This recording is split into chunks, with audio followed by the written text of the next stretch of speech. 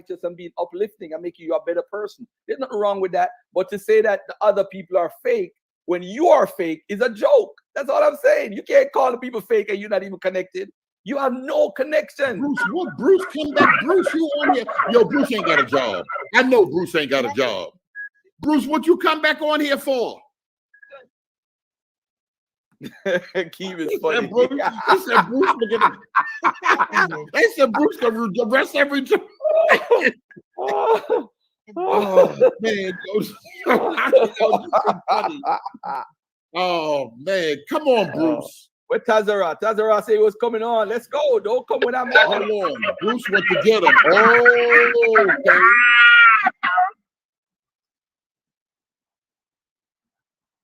Hold on, I'm putting a hold on, go. No, something wrong with your Bluetooth. You jumped in the car, Bruce.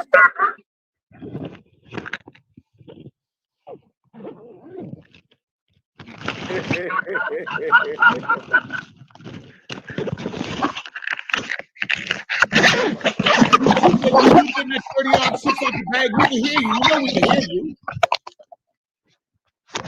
What's that? You know we can hear you, right?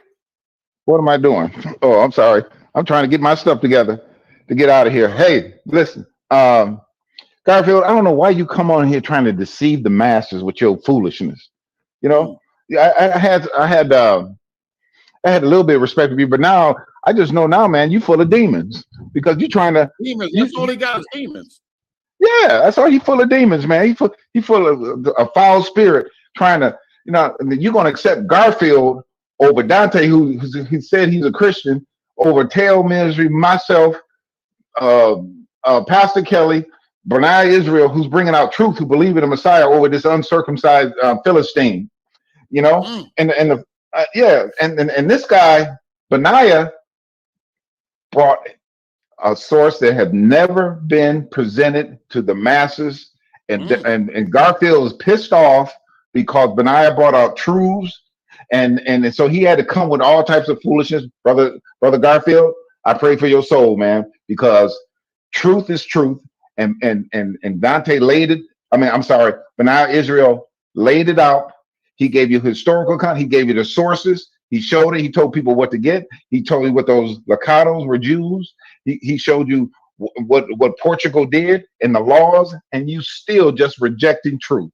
That's sad, man. Come on, Taz right here. Come on, Taz right here. Don't nobody say we 13 hours in on the video. This video is not going to be, y'all not going to see this no more. And there's no way. I don't have it. They just said it at the 12 hours on the replay, it ain't going to be there. Go ahead, Taz. I'll mute myself. Shalom, shalom. Can y'all hear me? Yeah, everybody can hear you. Is it like an echo or it's clear? No, it's clear. All right, yeah. I just want to say, first of all, I come in peace with everybody. I love everybody here. I love Garfield. I love Bruce, everybody. Even if they don't agree with the information, that's, there's no reason to, from my point of view, to be upset. So I just want to make that clear at first. But, man, I just got off work and I'm real tired. But I did a presentation on Dante's channel about a month ago, and then about 5 months before that as well, and specifically on this topic about Black Jews from Spain and Portugal. So if you could, I just want to show one source. You could, I don't have it available to be pulled up right now, but I can give you the video that can you pull up YouTube and go to Dante's channel, and I'll tell you the name of the video. You can type it in, and I'll give you like the timestamp. All right, somebody pull up that. All right. Hey, before you do that, pull up the timestamp and everything. But this is what the gentleman just showed. This gentleman has it in his book, right? But he doesn't know that this is a manufactured meme right here. That's a manufactured. Listen up, I'm going to Dante's channel, but listen up,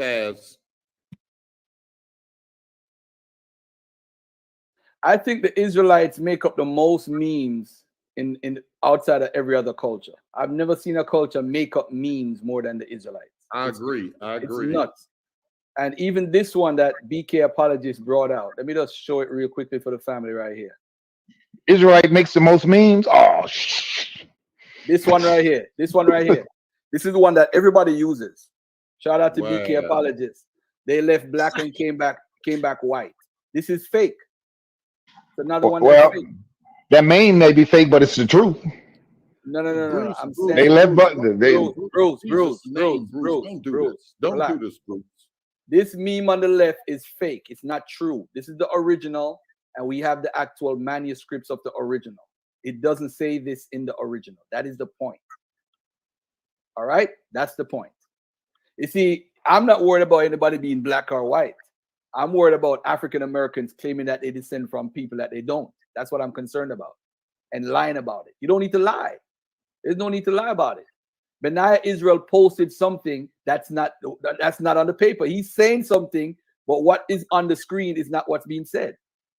And you fell for it. Go back and no. You're trying to make his work a lie, which is not. And you're in fact a liar. Well, if you want to call me a liar, bro, it don't matter to me because I'm not a part of your gang. Yeah, but you called Benaiah a liar from the beginning because he blew your heresy away. Because he constantly lied. He lied about Ola Uda Equiano and the whole Jacob and the nonsense. He lied about the Westminster logins of his name. He lied about when he was a slave master. He lied about everything about Ola Uda Equiano. Nobody's correcting him because y'all believe the same thing, so y'all can correct each other. When years a lie, I've seen Dante take stuff off his website when he's been pointed out wrong. I've never seen Benaiah Israel do that. You don't hear me calling Dante a liar. Why don't call Dante a liar? But why do I call Benaiah Israel a liar? There's a difference. One has integrity, one doesn't. You want to pull stuff down off of his site. No. Dante pulls stuff off his site all the time. I've never seen Benaiah Israel say, you know what? I'm wrong. You got me. No, never. Because he don't put no false stuff out there. That's just you, the way you presenting it, making it false. Yeah, that's all that is. Right. And we ain't stupid. We know what you're doing. That's what that spirit you got on you. By the way, Tazarah. How come Bruce ain't talking about these memes? How come Bruce ain't talking about these memes? That's what we want you to talk about. What's the name of the video, Taz? Hello? Okay. And peace, Brian. I forgot to say peace to you when I first jumped on. Yeah, peace to you too, brother. The video is Black Sephardic Jews Part 2, presented by Tazarah. And it's on Dante's channel. Tazarah, do you say, this is Garfield, do you say that the Lancados were slaves? Honestly, I haven't researched that deep into them to see if they were, but from what I've seen, I haven't seen anything about them being slaves, but there could be something out there that I haven't seen, But okay. As far as I know, let me ask you a second question. Yeah. Do you have any evidence of Lancados ever being carried over on any ships as slaves? Have you ever were seen they black or white in your opinion? Well, let me ask this first. You would say the Lancados were Sephardic Jews, right? Yes. Okay, so the source I'm about to show clears that up. No. Clear. I'm not worried about if they're black. You're gonna say they're black, and I'm gonna show a source saying that they were white. I'm not arguing that. I'm not arguing color.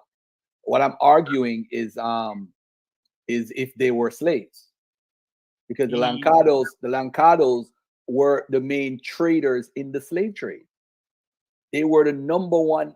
They're the people that's the in between that's paying and trading. I don't see how weird this. As a matter of fact, look on the screen. Am I still on the screen?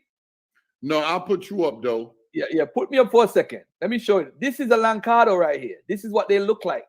This is what the Senegambia era, when the Africans were drawing them with the ivory stuff. This is what they look like.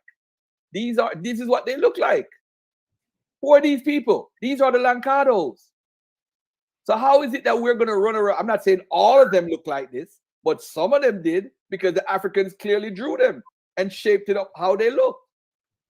So I'm not going to play the black-white game where one source says they're black and one source says they're white. I don't care about that. What I do care about is the fact that were they slaves or were they carried over as slaves? The source I'm going to show, it says nothing about skin color, and that's why I really love this source, because the way it explains what happened to them did not happen to white people. So that's how we know, even without it describing their color, that it wasn't the white so-called Sephardic Jews that this happened to. So that's what I was trying to say. But yeah, the images, I personally, I don't, I try not to get caught up on images too much, because there's no, I you can find sources that contradict images, and you can find images that contradict sources. So I really like firsthand eyewitness accounts and stuff like that. But but yeah, the source. Oh, and Az, you still in here? Shalom to you too, bro. I heard you got a Sephardic ancestry from Portugal or Spain or whatever. That's what's up. I really took an interest in Black people who have ancestry going back to Black Jews from Spain and Portugal. I've been seeing you in the Why chat. they gotta be black from Spain and Portugal? Why they can't be another color? You see, it's all Because, about. no, wait, let me answer that, because people always try to deny Black people. Are we on here? Huh? Go ahead. Go ahead. I'm sorry. Go ahead. Go ahead. That's the main reason why I took such an interest in that topic. Black people who have lineage going back to Black Jews from Spain and Portugal. Because whenever you talk about Black Sephardic Jews, people try to say there were no Black Sephardic Jews. They try to say, oh, they were white, they weren't Black. Sephardic Jews they weren't Black, they weren't Negroes. So that's what really pushed me to dive into this topic and find all the research, or find all the information that I found through my research.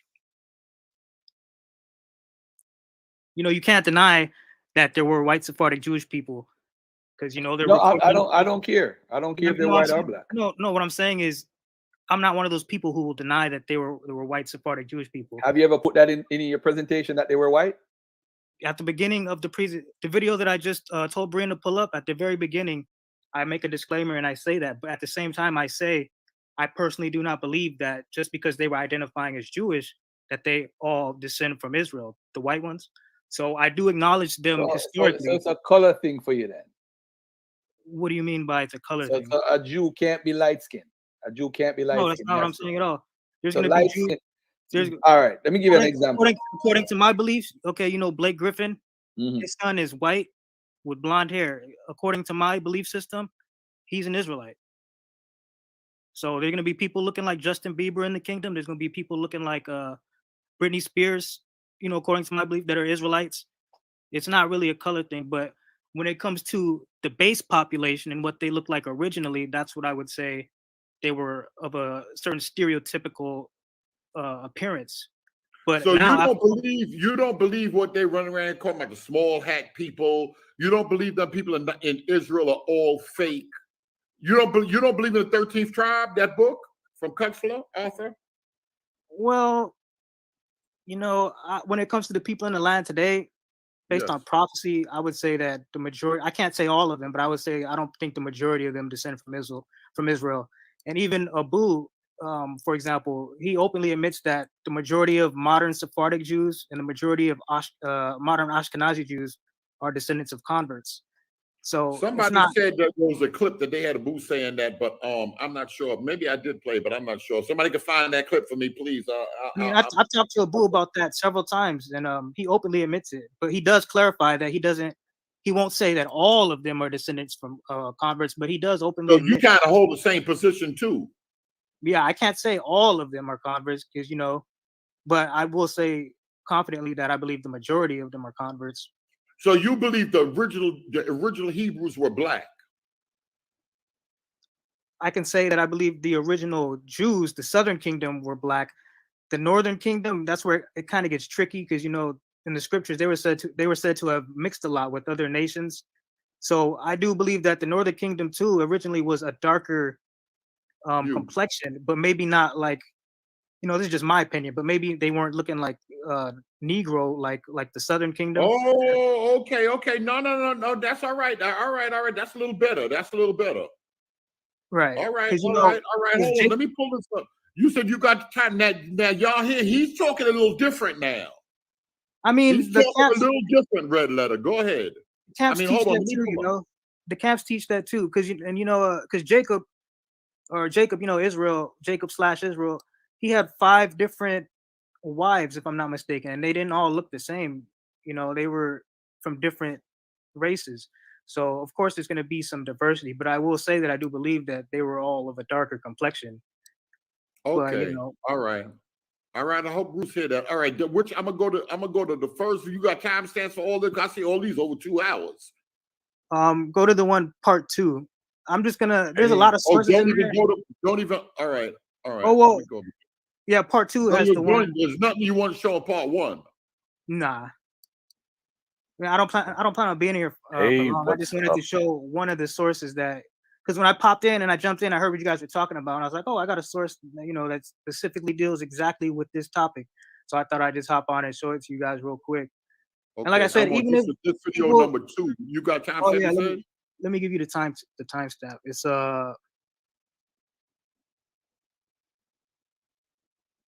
It's 2 hours, 13 minutes, and 48 seconds.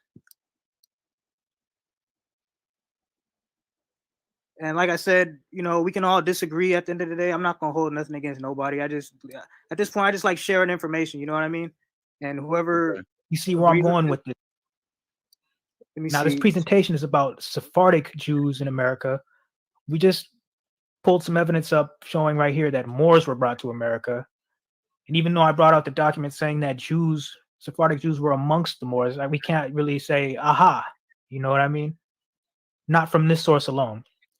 But let's go on to the last book and see what this last book has to say about all of this. Now we've reached the final book in part 3 of this presentation. Let's see what it's called. Carolina Genesis, Beyond the Color Line by Scott Withrow, published in 2010, another recent, very modern source. So before we get into it, let's quickly read a little bit about Scott Withrow, the author of this book. This is NGU News, North Greenville University. The title of this article is Retired History Instructor Donates Book Collection for Student Research. This is Scott Withrow.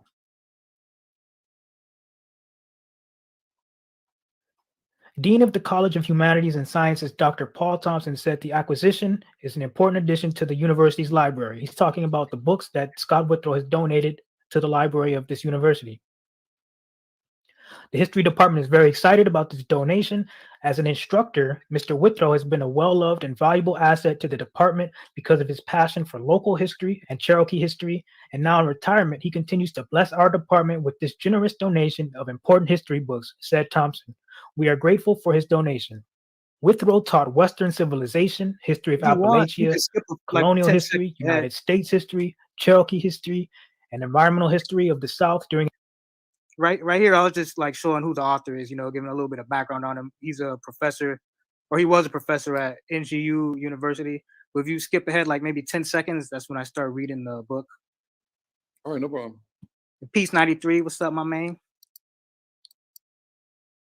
During his time at North Greenville University, said his collection is now more valuable to NGU students than himself. Then he goes on to say how he used the books when he taught the classes and whatnot. Withrow began teaching at North Greenville University in 1986 and retired in 2017. So now that we've read a little bit on him, let's get into this book. We're going to be on page 58. Now, this book by Scott Withrow, it delves into the, ancestries of different people who lived in this area of Carolina, and it uses tools such as history, what's the name of the DNA, book, bro? and other things.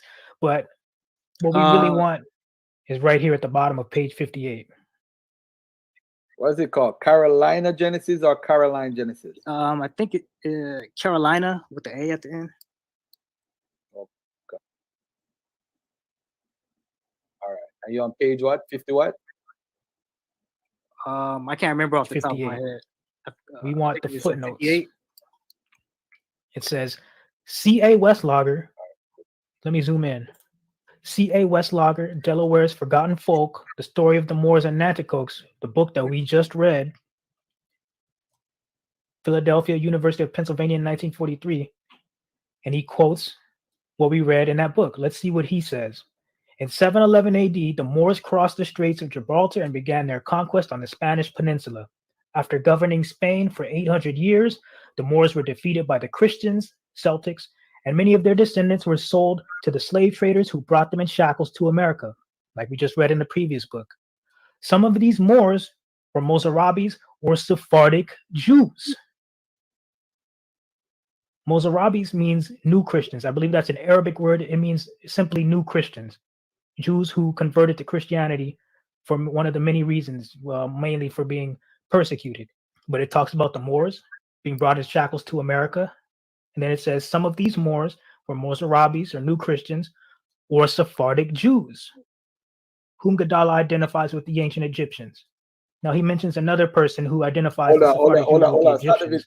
We don't care about that. Start the video 1 second. What right here is it says some of these Moors were Sephardic Jews. BHI did not write this book. Okay. We've been through all the history. That's We it right started there. off part one about what ancient Jews, early century Jews, and native Jews look like. They were black, mistaken for Ethiopians, Nubians, all that. Part two, we went through what the Jews in Spain and Portugal looked like, how they were black. They were black like the Moors. We even went over the Sephardic Jews in places like India. They were called black. They lived amongst the other black native Jews in India, and so on.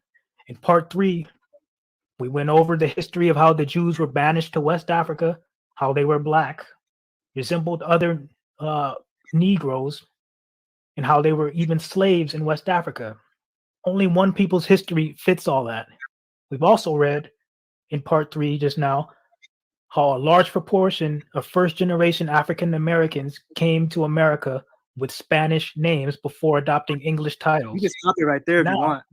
Read that Moors and Sephardic Jews were taken as slaves to America. I'll read this one last time. In 711 AD, the Moors crossed the Straits of Gibraltar and began their conquest on the Spanish peninsula. After governing Spain for 800 years, the Moors were defeated by the Christians, and many of their descendants were sold to the slave traders who brought them in shackles to America. Some of these Moors were Mozarabis or Sephardic Jews brought in shackles to America. As I said just a few minutes ago, only one race of people or one group of people were brought to America in shackles, and that was black people. Okay. From West Africa. Hey, you could stop that, Barry. You could stop that. You could stop so that. with all that being said, I hope you guys enjoyed the presentation. Tazarah, let me ask you a question. And all the information that was brought out. I'm starting to lose my voice now a little bit, so we're in there. It's a good thing I'm Barry, wait there. No, hold on. Don't move it. Don't move it. No, my bad. I'm sorry, y'all. My man just I ain't even know. Go ahead. You want to go back? What happened? No. Keep it right there. Keep it right here. Now, this word right here, some of these Moors were Mozarabes or Sephardic Jews, whom Gadala, who is the Gadala, by the way? Is that the guy Gadala that write all the pseudo-Egyptian books? Which Gadala is that, Tazarah? I'm not sure. I looked into him a little, but I didn't really put much relevance in what he said. Now, if you notice this though, Gadala, whom Gadala identified with the ancient Egyptians, because he writes all these books and said that everybody's an Egyptian. So these people, some of these Moors were Mozarabes or Sephardic Jews. Did you look up the word Mozarabes? Yes, in the presentation I said that they. All right, so let's take a look at what Mozarabes is. You could take it off the screen. Let's walk this slowly. Let's walk it slowly. Let's walk it slowly so that everybody could see it on the screen. I don't want to say what it is. How do you spell it? Mozarabes. Mozarabes. I think. Right. Yeah. All right. So let's take a look at what Mozarabes means. Should I use? Your screen ain't up, Garfield. Hold on 1 second. Let me find a definition here. All right. Let's use a Wikipedia definition. Let's use a Wikipedia definition and see what we find. Hold on 1 second. Let me let this thing load up. All right, so here we go. Let me share it on the screen. Hey, can you take off Jameson's comment real quick in case it spreads on to Jameson? I wanted to address Jameson's comment real quick. The book is about a single woman's lineage, but if you read books, any book really, it could have a title and be dealing with a certain topic, but it'll also have information dealing with other facts. Like, for example, what we just read was in the footnotes of that book. So the book can be about any topic, but it can also have other relevant facts in there that aren't exactly related to the topic. And when you read like the old books, like in the 1600s, 1700s, they got like, there's not even like a single topic that the book is about. It's just a whole bunch of different things, just people just writing stuff, writing things that people have seen, witnessed, just common knowledge and stuff like that. So it doesn't really matter what the book is about if he's putting facts in there and making references to other things. Okay. All right. So I'm trying to find. I'm scrolling through this to try and find where these Christians are called new Christians. That's what I'm looking for. And the reason why I asked if you look up Mozarab, because I don't know them as Jews. I've never heard them as Jews at all. They're not new Christians. They're just Christians that were living over in that region. They were never considered new Christians. But I can be wrong. All right. So that's why I'm scrolling through this to see if I could find that they're Jews.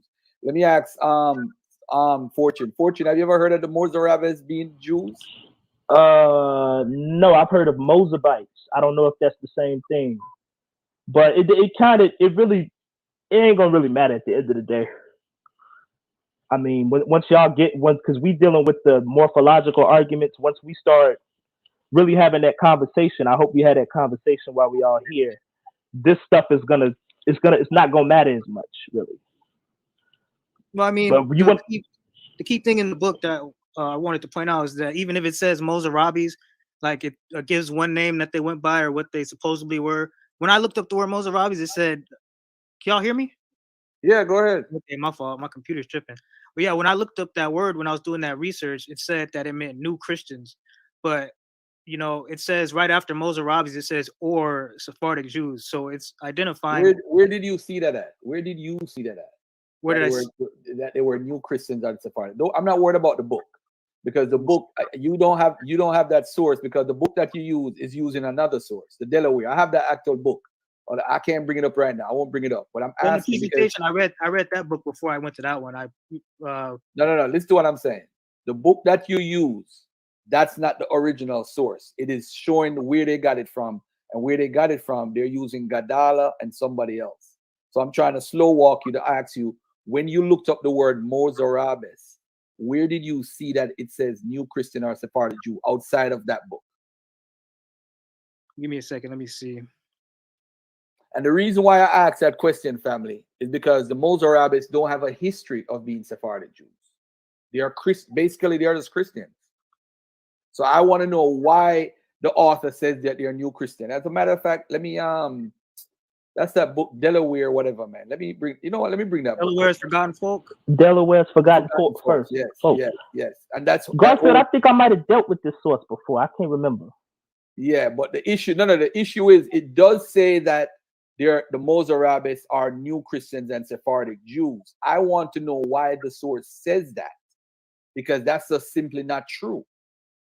There's no evidence that the Mozarabes are new Christians. They are regular Christians. They're not new Christians. I'm just saying I haven't seen a source. Maybe you have a source that could point to that, because everything that I'm looking at, because even if we use Wikipedia, right? Wikipedia, this is why I scroll down to the part where it says culture and religion. Because if it says culture and religion, you would have seen it says that some of them were new Christians and da-da-da-da. You don't see none of that. Okay, well, I'm going to try and find that for you. Can y'all hear me? Yeah, I can hear you loud and clear, brother. I'm just making sure because I'm looking at another tab right now, and I want to make sure it doesn't cut out when I switch to the other tab. But yeah, I'm looking for that right now. I'm trying to find that source where I saw that at. I just typed it in Google, honestly, and I read like some of the first results said it meant new Christians or something. But let me see. But the main thing I want to point out before we get to that is that it identifies them. It identifies Sephardic Jews as being people who were brought over in shackles to America. So that's the key part that I was trying to hone in. There's no records of Sephardic. That's not a problem. That's not a problem, Garfield, because y'all gonna get stuck right here. We got to move on. I mean, that's no. I'm saying there's no records of Sephardic Jews being carried over as slaves. It doesn't exist. You have to show me that. I mean, that's a professor. 20 And years of putting that in. Listen, I'm not discounting the professor. He's using another source. But the source that he referenced didn't say Sephardic Jews. It just said Moors. So the professor, he said the Mozarabis are new Christians. They're not new Christians. That is just simply not true. As a matter of fact, let's go to the Encyclopedia Britannica, which is what the consensus of scholarship is. So this is what the scholars pull together and say, hey, this is what it is. So let's see what that says. Now, if this agrees with you, then I ain't got nothing to say. Mozarabi, Spanish Mozarabi, any of the Spanish Christians living under the Muslim rule of who, while unconverted to Islam, adopted Arabic language and culture. Mozarabi enclaves were located in the large Muslim city, especially Toledo. I don't see nothing here saying that they're Sephardics. There's nothing. It just said that they're Christians. I don't know why the writer would say that they are. He's quoting another book. He's quoting another scholar. Even Gadala is saying that they're ancient Egyptians. I mean, would you believe that they're ancient Egyptians? It says he relates them to the ancient Egyptians. Man. What's the time period? What's the time period, Tazarah? What do you mean by time period? Because I could have swore Jashub in this presentation that I had dealt with his presentation when he was still dealing with this. He brought this up, and I had found something out. There's some contradictory things going on here, so I want to know what the time period is that these Sephardic Jews you saying would have came. Well, it doesn't give. I see what you're saying now. It doesn't give a specific time range in that book. It just talks about in the presentation that I did, that's the very last source. Like the timestamp I gave Berean, that's the very last source. I finished the presentation off at that. So the whole presentation, I'm going through sources showing Sephardic Jews in Spain and other locations in the world. Then I go over their expulsion to West Africa. And then I end with them being taken as slaves and evidence showing that they were brought as slaves to the Americas. So that whole time period, covering all that is like, that's from the. I also went into the wars and all that. That's like from 700. Okay. Yeah, watch this. Look, Garfield. Hold on. Look at the screen. Cambridge University Press, right? The Mozarabs, Marriage and Exiles. In November 82, during a brief stop in Toledo, Pope John Paul II was greeted by a representative of the city's surviving Mozarabic community and presented with a 10th century prayer book.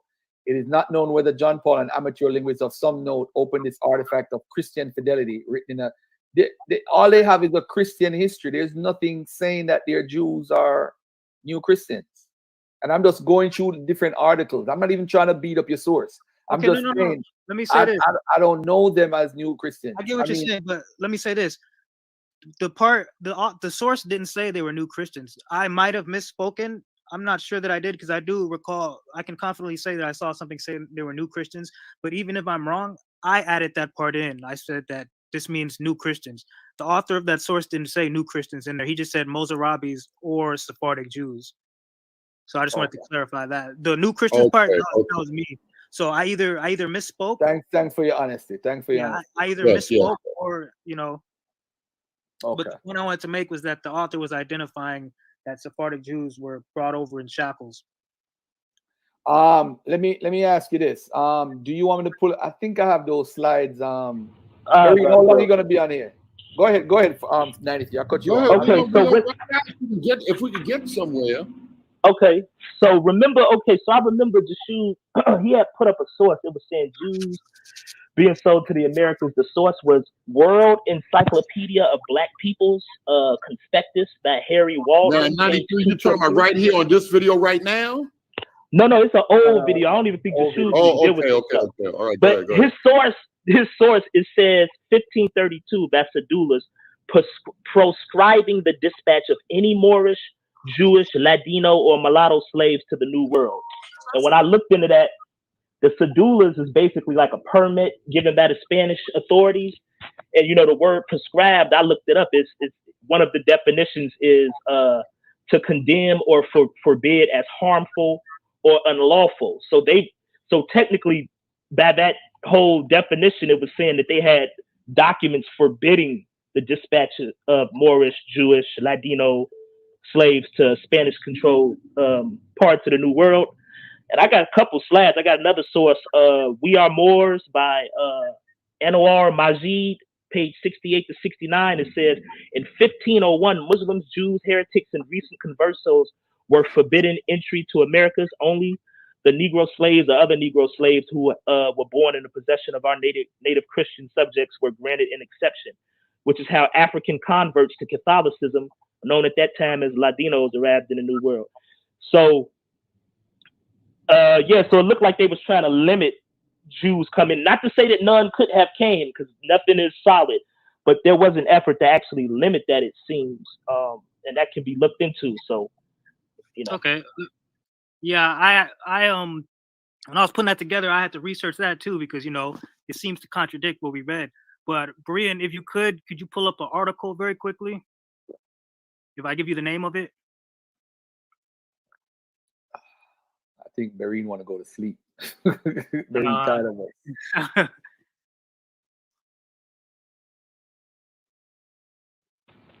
Hey, Tazarah, is this the time you usually active? Because I know you got like a 10-hour difference, something, right? Nah, it's well, I just got off work. I just started this new job, so Oh, shout out to you. Make that money. Yeah, thanks, bro. Yeah, I just popped in, and just wanted to see what was going on in here, and then Nah, I'm trying to see what availability you have, because for people that don't watch, that haven't been watching, me and Tazarah, as far as us, we basically on a cordial thing. We probably don't agree on information, but that's irrelevant. But I'm just trying to see if you could come and just have a discussion like how we have it now, because we just sharing information on this stuff. Yeah, I'll be open to that. Hey, what's the name of that? Hold on a second, guys. What's the name of that book again? Delaware what? What is it again? Delaware. Which one? The original source or the one that? Yeah, the original source. Delaware what? Forgotten History. Delaware Forgotten Folk. Okay.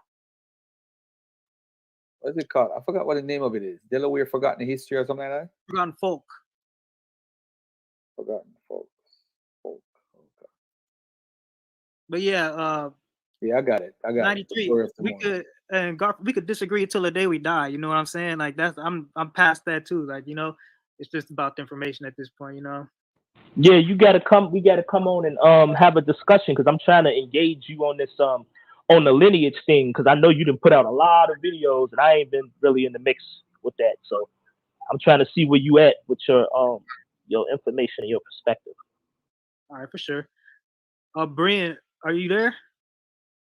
Yes, yeah, I'm waiting for you. I'm waiting for y'all. I'm trying to write this stuff down. Do y'all remember what page it was on that source, that video source? That wasn't this video. 93 was talking about the other. I think he said that was another video that Taz put out from before. No, you asking about Delaware Forgotten Folk. I don't know the page number, but you might have to Google where it said Moors going to slavery or something like that. Are you talking about the book that talks about the Sephardic Jews going into slavery? Yeah, I want to go to the source where they got it from. Delaware. Wait, Garfield, you talk about the book that's pulled up right now on the screen? Hold on, let me look at it right now. Hold on.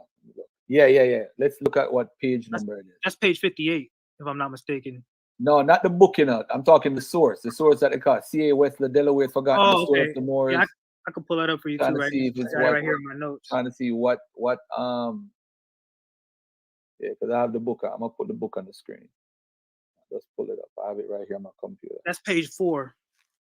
Page 4. Yeah, right. It's at the beginning, if I'm not mistaken, because they did a reprint. Yeah, that's the thing. It's they got one published in 2006. Like, they did a reprint, but the original version came out in like the mid 1900s, I think. All right. So if you got the one from 2006, it's on page 4. But if it's the other one, I'm not sure if it's the same. Oh man. Well, Brian, could you pull up this last article real quick, just so I can show something? Oh man, I missed him. He was just there.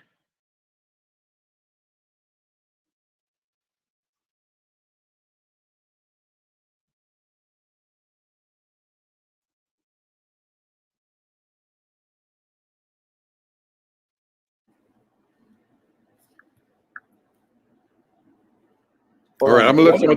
Hold on 1 second. Okay.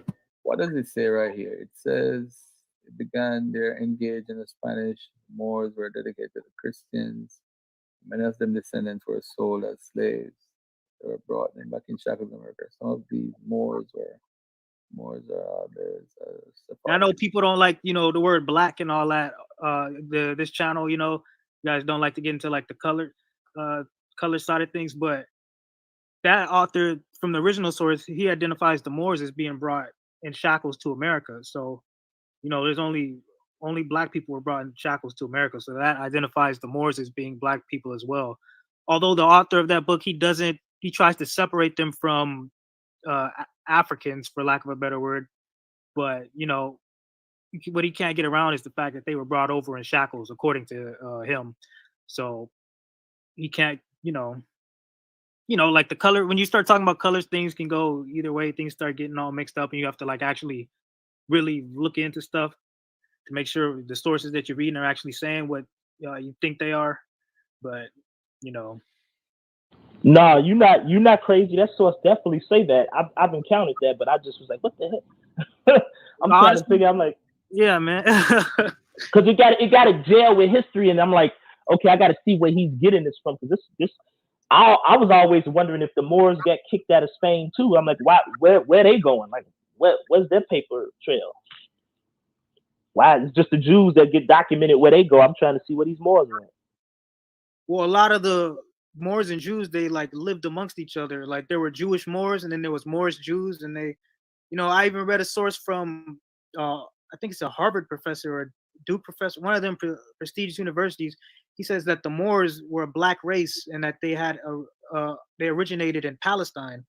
So, and I go over that source too in that presentation. So that leads me to believe, and along with all the other sources that I've read on the topic. That's when you got to kind of use common. That's when you got to be like, whoa, let Moors originate in Palestine. Well, I mean, that makes sense to what I've read. You know, they but the Moors, which Moors? Not like not the Arabic ones, but the ones who were black Moors, the black ones. Yeah, that's he goes. Yeah, that's. Yeah. All right, hold on a second. I got something for you right here. I got the original. So let me show it on the screen and see how it differs from what the book says. This is why you got to go to the sources and see what they're saying. Well, the only thing different is that the author on this one that we read, he added the part in about the Sephardic Jews. But that's the most important part of your presentation. Without the Sephardic Jews, you wouldn't use this. Well, that's not the most important part. The whole but you wouldn't use it if it didn't say Sephardic Jews. There's no reason to use the source. Think about it. I'm thinking Sephardic. That's the most. That's what we're trying to keep. Well, yeah, it is. But all right, hold on. Take that off the screen. Take it off the screen. Other sources that I read identify. Hold on. Sephardic Jews were amongst the Moors. Put that up. That was just the icing on the cake. This is the original source, right? So the original source says in 711 AD, the Moors crossed the Straits of Gibraltar and began their conquest on the Spanish peninsula. It was during these conquests that many were captured and their descendants sold to the slave traders who brought them in shackles to America. So in that sentence, that paragraph, there's no new Christian, no Sephardic Jews. This is why I asked what was the source. Because, and then they threw in Gadal and the ancient Egyptians, because it don't say that in the source. Okay. So when you use the source now and it says new Christians and you read it and it says it on the screen, and if I don't remember on the video if you actually read it out, but if that's the purpose of that part in the video, what where you asked Berrien the Shear, because you specifically said go to this area of the video because it has the source that address this, and it's about the new Christians and Sephardic Jews. Because remember, the whole argument is about Lancados going into slavery. So you're now coming to say, yeah, I have a source that says new Christian and Sephardic. Without the new Christian and Sephardic, the source is irrelevant. Right. I'm reading the same thing that omits that. So yeah. So that source is irrelevant. You got to take that out that video. Let's slow down. Let's forget about the new Christian part, because like I said, I added that part. I can't forget about it, bro. Because that's the purpose of you. No, he added that. Garfield. He ad-libbed that. So Yeah. No, we're he not gonna deal with it. he made that point already. He made that point. Okay, my bad. All Yeah. right, so let me But Garfield is saying that was a major point. If he was at that end and it wasn't in the reference in the book, I think that's what Garfield trying to get at.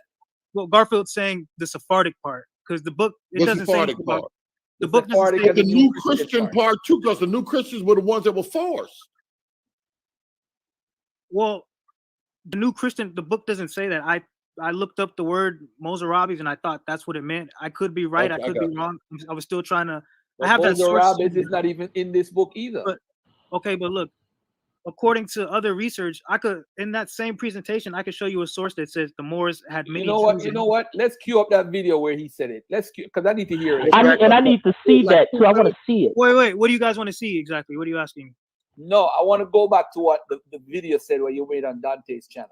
I want to go back and see what was being said because maybe I'm misunderstanding you. I'm not getting what you're saying. I got it right here. Let me take this down. By the way, ladies and gentlemen, just to show you guys, I do have the book. Let me go back to page 1 and let me show y'all it's the actual book. I'm sorry. Let me call you right back. I see you called me the other day. We live. I got Garfield in 93 on with Brother Taz. Yes, I'll call you back, Elder. All right, brother. I'm just trying to get this thing together. He's like, get him off of there. Get him off of there, Barry. They're like, get him off. Yeah. That's ambassador. That's my people there. They be like, yo, people be trying to call me so much. I be sleepy and be busy. But I love them folk. Let me put it up here. I'm gonna go back a minute.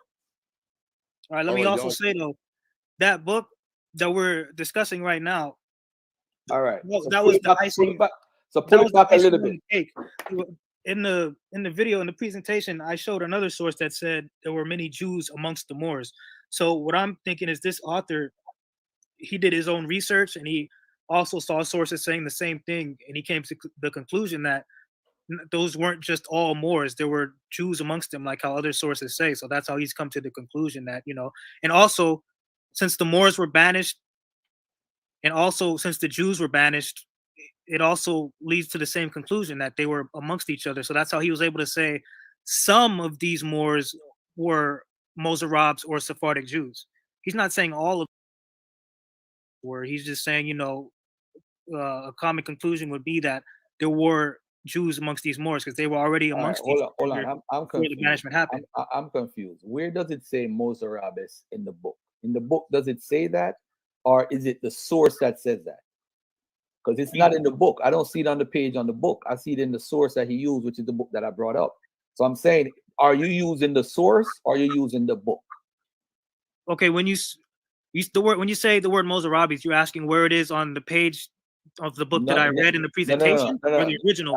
You know what? Why don't we play the video? Play the video. Let me hear it. Because I'm not sure if I I'm heard it on the confused. video now. Yeah, I'm confused. I'm literally confused. All right, let me play from 2 minutes. What you said 2 hours? Where did I start from exactly, Taz? Where I'm starting from? Where did we start from before? If I give you that timestamp, that's gonna push you all the way back. You could just play right there and then go back like hit the left arrow key like a few times. Like press play and then just hit the left arrow key like 3 times. Gibraltar and began their conquest on the Spanish Peninsula to America. Right there's good. I'll read this one last time. In 711 AD, the Moors crossed the Straits of Gibraltar and began their conquest on the Spanish Peninsula. After governing Spain for 800 years, the Moors were defeated by the Christians, and many of their descendants were sold to the slave traders who brought them in shackles to America. Some of these Moors were Mozarabes or Sephardic Jews brought in shackles to America. As I said just a few minutes ago, only one race of people or one group of people were brought to America in shackles. And that was Black people from West Africa. So with all that being said, I hope you guys enjoyed the presentation. Oh, all right, stop it. And all the information that was brought out. Let me say this. Starting to lose my voice now a little bit. Before I forget again, please, before I forget again, in this presentation, before I showed this source, I also showed 2 other sources that said Jews were sold. Well, they weren't sold as slaves to America in those sources, but it said that they were slaves once they got to West Africa. So we know that the Sephardic Jews. Right. It says that when they got to West Africa, they were sold as slaves. Do we need to go back to the tape and check those sources too? We can. I don't think Let's you want put us it- to do yeah, that. yeah, let's just do. But is it Hold a on, Go ahead. let's stay right here before we do anything else. The purpose of you showing this book, bro, this is why I asked you the question. I'm not even arguing, I'm not debating. Is to show this citation of the book, Delaware's Forgotten Folk. Now, when I show the source don't say what this book is saying. So this guy who is hold on. This guy who is extremely qualified, because remember you talked about how qualified he is. Yeah, He was reading his, he actually made up the end part of the source because the source don't say what he's saying. So now it puts you in a problem now because now I'm looking at this. I got to look at Tazarah's research sideways because now because of this guy. So now if the original, let me finish, beloved. If the original source, Delaware's Forgotten Folk, don't say that, because remember you're stressing and you repeated it. Sephardic Jews, and the only people that came over was black people. I told you it's all about color. So you're saying these black people came over as slaves were Sephardic Jews who were these Moors, who were Mozarabes, and that's not even in the original text. That's crazy. And the bad thing is they're going to make it sound like Benaiah been doing that, mishandling sources, and other people in Israel that's leading researchers, because Dante been promoting your stuff also. So a lot of people look up to you, Dante, Benaiah, Ron Dalton, and all of that. And people been slowly pointing out stuff saying that they're mishandling the way the sources are coming from. People automatically get nervous in here. Taz, they trying to discredit you. I see the Ruddy Bruce saying that, but people are just looking at the stuff. Hey, Barine, I'm out. Barine, I'm out of here, man. I gotta go. But Garfield, hold up. Before you go, Garfield, hold up. Okay. Your main point. Let me clarify. Let me make sure I understand what you're saying. Your main contention with this source right here is that it doesn't say word for word what the original source says. Your main contention is that he added in the word Sephardic Jews. He added the stuff that you're trying to make a point. Your point is made off a ghost source. There's no source for what he's saying. He made that up. Okay. Now let me ask you this: when authors, because this is in the footnotes, right? This is in the footnotes. He's referencing the original source. This is not the footnotes. This is actually this is the source. He's sourcing where he got it from. So something earlier in the book, like the number. You see the number right there, where behind Egyptian, Ethiopian Empire. Okay. You see that? But the point I'm making is you are showing this for the source. Okay, now let me make my point. So are you saying that whenever an author references another author's work, they have to quote word for word exactly what that author said? They can't build upon it according to research? You can't. You only could build within the text of the book. So whatever he makes up or adds on would have to be up here, and there would have to be a source for it. He's saying that the source that he's using is this, and it says this, and that's not true. That's a lie. That I couldn't do that in my book. In my book, they say that Garfield plagiarized, but you know why they said it? Because I didn't put quotation marks for a source. So if people are micromanaging my book, why don't we micromanage every book? Because this book, because it's something friendly and something that you like, I am saying because of your belief, you were quick to jump on the source without knowing if it's good, if it's good or not. All right, I'll have to disagree. Yeah, but the problem ain't the source. The source is good. It's the interpretation. The source. No, Barry. Do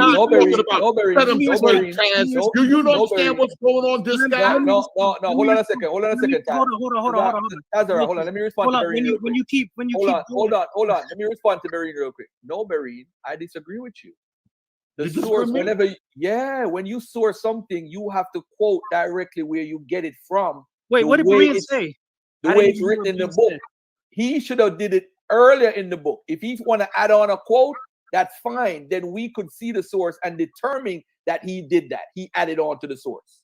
You got to show where you got it from. He never, and I don't have this page to say, hey, I have the book. This is it right here. This is all I have. All right, now hold up. I read plenty of books and I see authors reference other authors' work, like how we see right here that we're talking about right now. And a lot of the times, the author that references the other work, they add on to it. They add on other stuff.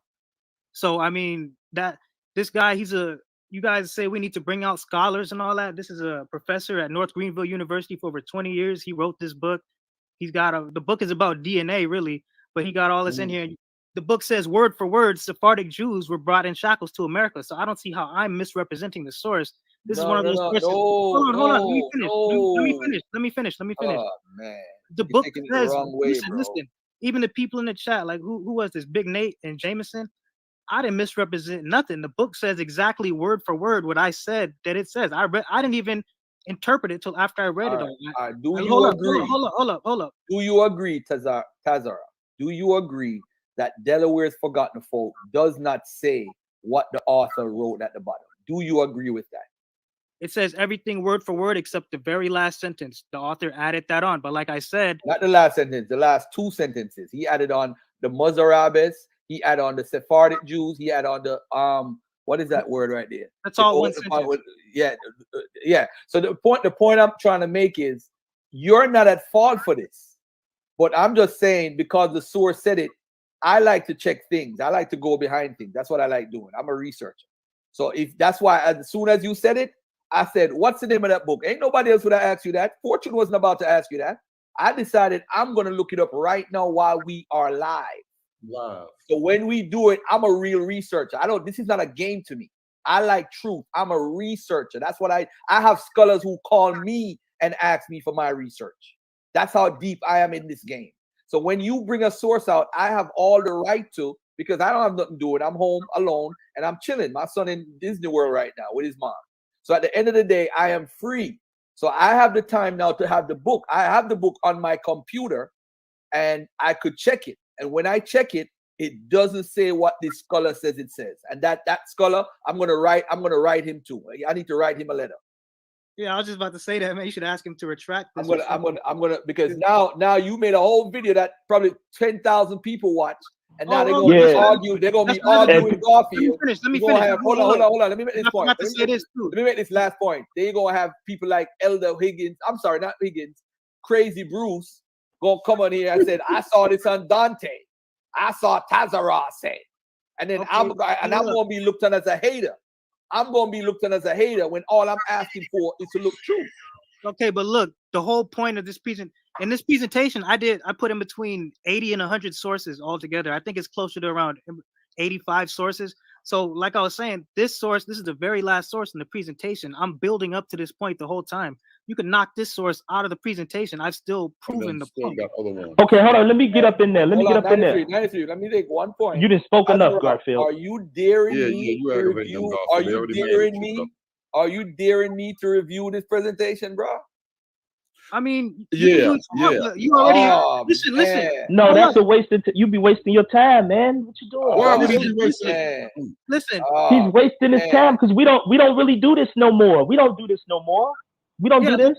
Like I said at the beginning, y'all can disagree with this. You don't have to agree with it. Like I'm just saying, like there's information out there supporting what I believe, what people that come on this channel, with the Israelite faith believe. There are sources out there that say what we, what we claim. So that's all I wanted to show. I'm not trying to get into no back and forth boxing match. You know what I'm saying? No, ain't no boxing match. I'm just okay. Garfield. Let me finish, bro. I'm just saying we're not crazy. The book says word for word what I said it says. I just read the book. It don't say word for word.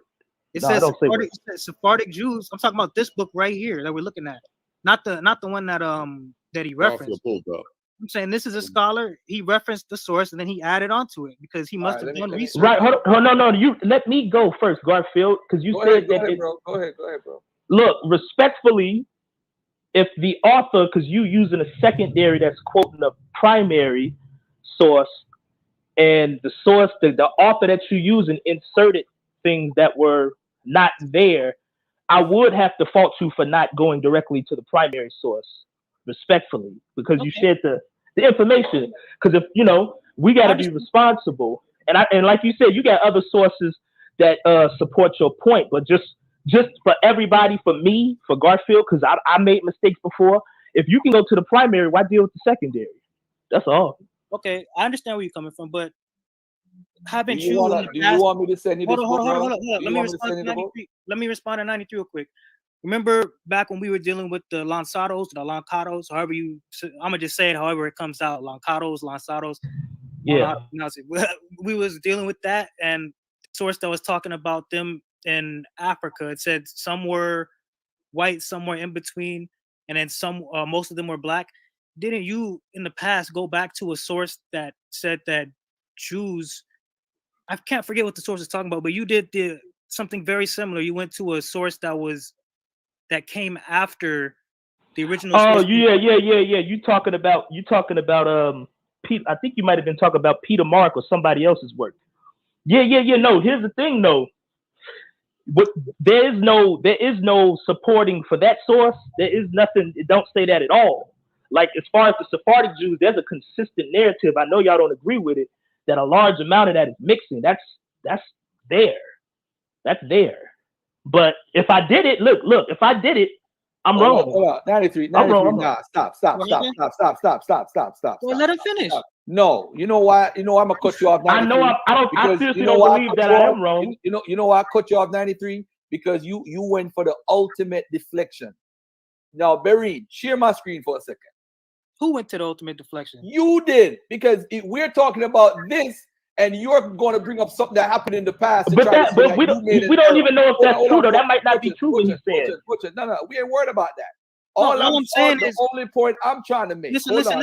Hold on. Let me clarify. Hold on, bro. Just in case people think that hold on 1 second, bro. There was no reason. This might be a with all due respect. This might be a strong man. Hold on. Let me clarify the point that I was making so that you can properly address what I was trying to say. No, because there was no reason. I don't know why 93 even tried to answer that. Listen, because he I'm understood. I'm not trying to hog the mic, but let me go back to this source. This is the source. Hold up, bro. I've been letting you talk like the whole time. Go ahead, bro. Go ahead. You feel me? Like it's all out of love. But listen, all I was saying is that you guys are saying I went to a secondary source that interpreted a primary source. That's what he did. He referenced the primary source. He added onto it with his own interpretation because he must have did more research. All I'm saying is that in the past, 93 used the secondary source and it referenced a primary source, but it said something different than what the primary source said. I don't agree with it. Now I don't agree with that. Listen, you have to demonstrate that, Tazarah, because now I can't be accountable for something that you might be wrong on. It's what I'm talking about. Let me finish. It's whataboutism. Let me finish. Whataboutism. The primary source said that. What did it say? It said that the Portuguese were in large numbers in Africa. It was talking about white Portuguese men. And then 93 referenced a secondary source that said that at this time period, all the Portuguese or Jews were known by Portuguese. So it was basically saying that anytime that you read Portuguese, it's actually referring to Jews. When the original source didn't say that the Portuguese were Jews, it just said Portuguese. So all I'm saying is that, and listen, that. Listen, no. Garfield keep jumping in. 93. You see the problem? You see the problem? Yeah. Tazarah, you trying to jump back. You trying to jump back to something we don't even. We'll be arguing about whether you even right about what you're talking about.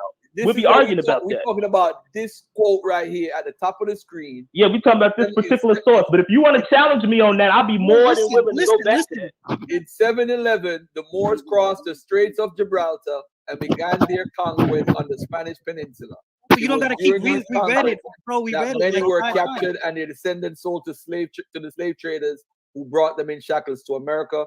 It don't say Sephardic. It don't say new Christians. It don't say Mozarabes. It don't say none of that. That's the point of the conversation. That's all I want to do. So we don't use this source no more. I'm just saying that's it, and I'm done. And Bareen, hold on. Let me say goodbye to Bareen. Bareen, bro, okay. I'm out of here. Hold on, Tazarah, hold on, bro. You just want to say what you want to say and just jump off, bro. Hold on, bro.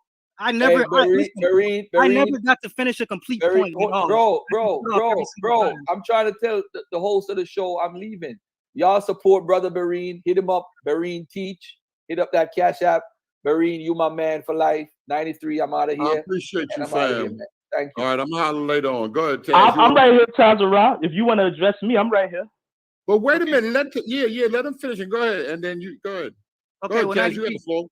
Yeah, 93. Let me clarify. The source that I was talking about where you referenced the secondary source, I'm not even saying that the secondary source was incorrect when it added on its own interpretation to the primary source that was in question. I'm just saying that I was using that as an example to show that scholars, they reference primary sources and they do their own thing with it according to the research that they've come across.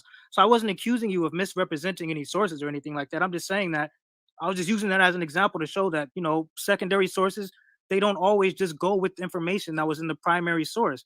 Because if that was the case, they could just copy the same thing as the primary source. That would be plagiarism. So even in college, you don't, when you reference a source, you don't just quote the same source exactly word for word, like how Garfield was saying should have been done. They add stuff onto it. So that's I don't think there's nothing there to support that though. Like it's gone. Now, whatever I did, I might have, not to make special pleading for me, because special pleading is rules for me that you can't follow. There might have been more to that Sephardic and African thing that supported, because this whole Mozabite Muslim Moors coming to America thing, that's kind of out of, it's kind of odd. And it's in, like I read earlier, there's evidence supporting that they were limiting that or even stopping that. So I would say this, not to cut you off, but an article. My bad, I feel bad but the article I was gonna ask Brian to pull up, it said that there was a decree where they were trying to limit that, but this article says that the slave traders largely ignored the decree because the people that they were enslaving were more literate and skilled in trades. So they more literate than the crown? Still to the crown? What do you mean? Who? You said the slaves or the people who ignored the crown is more literate? Oh, no. You were talking about how they made a decree to limit the Moors and them being brought as slaves. It said that they were, let me see. There was a decree that you referenced where the crown made a decree where they made it so that it was a crime or illegal to bring Moors as slaves to the New World. And there's an article called Muslims Were Banned from Early Americas in the 16th Century. It says the decree had little effect, adds historian Toby Green in the Inquisition Reign of Fear. It says bribes and forged papers could get Jews to the New World with its greater opportunities. Slave traders largely ignored the order because West African Muslims often were more literate and skilled in trades. I got to read that because now I need you to read that part again. You said they ignored it because opportunities. One of the things was opportunity. Because see, here's the thing. When we talking about them coming here as slaves, now some of them may have just come over here to themselves sell slaves or just to live over here or something like that. So I need to know. That's in reference to the European ones, I believe, because it wasn't no black Jews coming over here on their own, in my opinion. But you just heard yourself in your opinion. Well, I mean, there's no evidence I haven't seen anything that says that black Sephardic Jews were coming over here on their own. You know what I mean? There could have been. Well, what's that one guy, second Exodus that's one dude, supposedly. Oh, he be on here sometimes, second Exodus? Yeah, but his picture is a picture of a black dude, he's at least from Portugal, whether he's a Jew or not, people speculate. But he came over here. He wasn't a slave, I don't think. But I see what you're saying. Well, yeah, I want to move this conversation to this since you're here and we ain't talked in a minute. What is your current, argument? Do you still go by skin color? Are you still trying to go with the Sephardic Jews argument? Because I haven't talked to you since December. Yeah, it was like mid-December. Well, like I said at the beginning, let me lay this. I don't think I've ever even clarified this before like this because of how hectic everything was. But I've never believed that. Well, not in this case. In modern times, I don't think, or even in the Middle Ages, I don't think all Jews were black. Not all like. No, you said that. You said you believed there were white Jews and black Jews, but the white ones were fake and the black ones are real, right?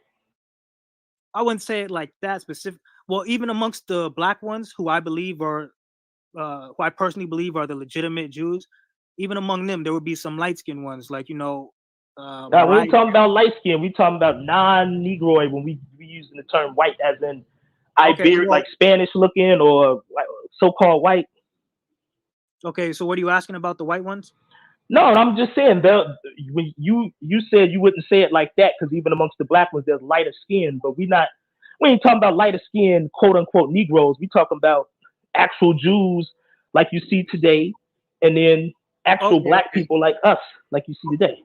All right. Well, like I said, I don't know if you were on when I said this, but like Blake Griffin, for example, what his son looks like. He looks like a white boy with blonde hair. He might even have blue eyes, I think.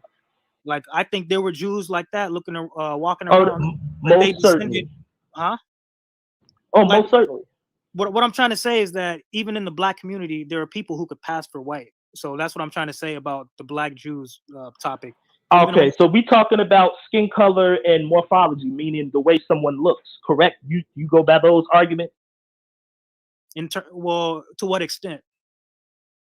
To the extent that you would designate them Hebrews, true Hebrews, or white ones, not non-Hebrews.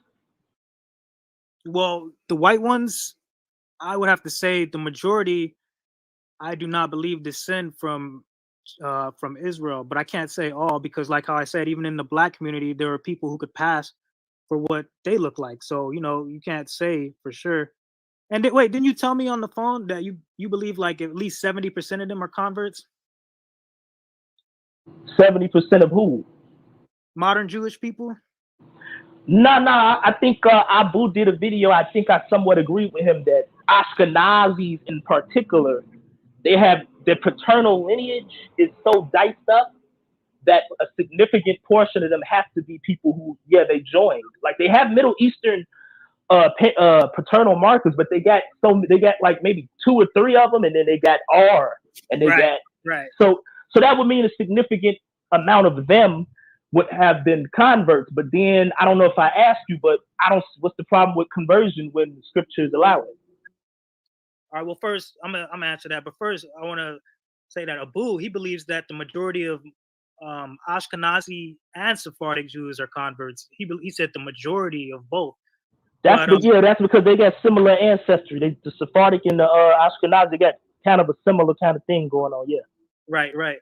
Well, okay. So, damn, it slipped my mind. What did you ask me? You said something about. I'm asking you, do you still go by skin color and morphology in your arguments of who the Hebrews are? You asked something else, like, right, and I said I would answer. You asked something about legitimacy, but I think it was pointing to this being the overall question, so I'll answer. You said well, how you determine, because because before we were going about white Jews, black Jews, one real, one fake. So I'm trying to see, do you still go by morphology and skin color, like outward appearance stuff, just looking at them?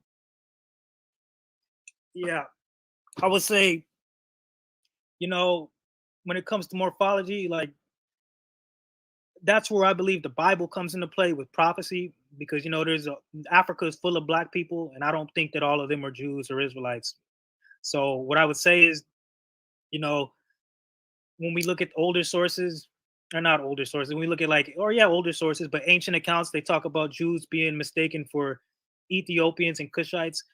My position is, if we can see information and evidence pointing to the fact that ancient Jews were the base population, meaning their standard appearance was black, so much so that they were always mistaken for other black Africans, I think that we have to look at other black populations in the modern era and, tie that into, because I don't think that if they were all looking like black Africans back in, the ancient times, and they were getting mistaken for black Africans, there's no way they all turned white. And now, now all of a sudden, no black people can be Jews, but the Jews were black back then. No, you can be a person of color and not share our lineage. That's why I had to leave those arguments alone, because it's superficial. It's more like, got you. And it leads to years and years of us doing this instead of getting down to the nitty gritty. Because there's some Hebrews that left this, they're not talking Hebrew no more, because they didn't dealt with lineage and they didn't got to it.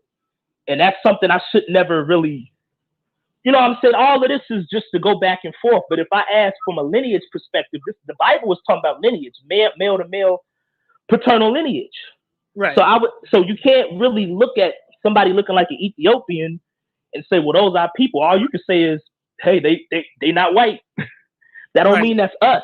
That's the logic I'm using. I'm asking, how do you do it? Well, okay. Well, what I apply everything I just said before, and then I also said tie it in with Bible prophecy. So, for example, the Jews were, they were mistaken for black Africans. They were recorded as being black and having dark skin and woolly hair. So when I find a whole bunch of historical woolly hair in the Bible, Well, no, in sources like, you know, historical sources, you know. So when I see sources talking about that, establishing that the ancient Jews were a dark-skinned population, they were mistaken for Black Africans. They had The woolly woolly hair. hair, just off the hand. Just tell me a source off the hand. You ain't got to go to it to expound. Just tell me off the hand a source. Let's say woolly hair.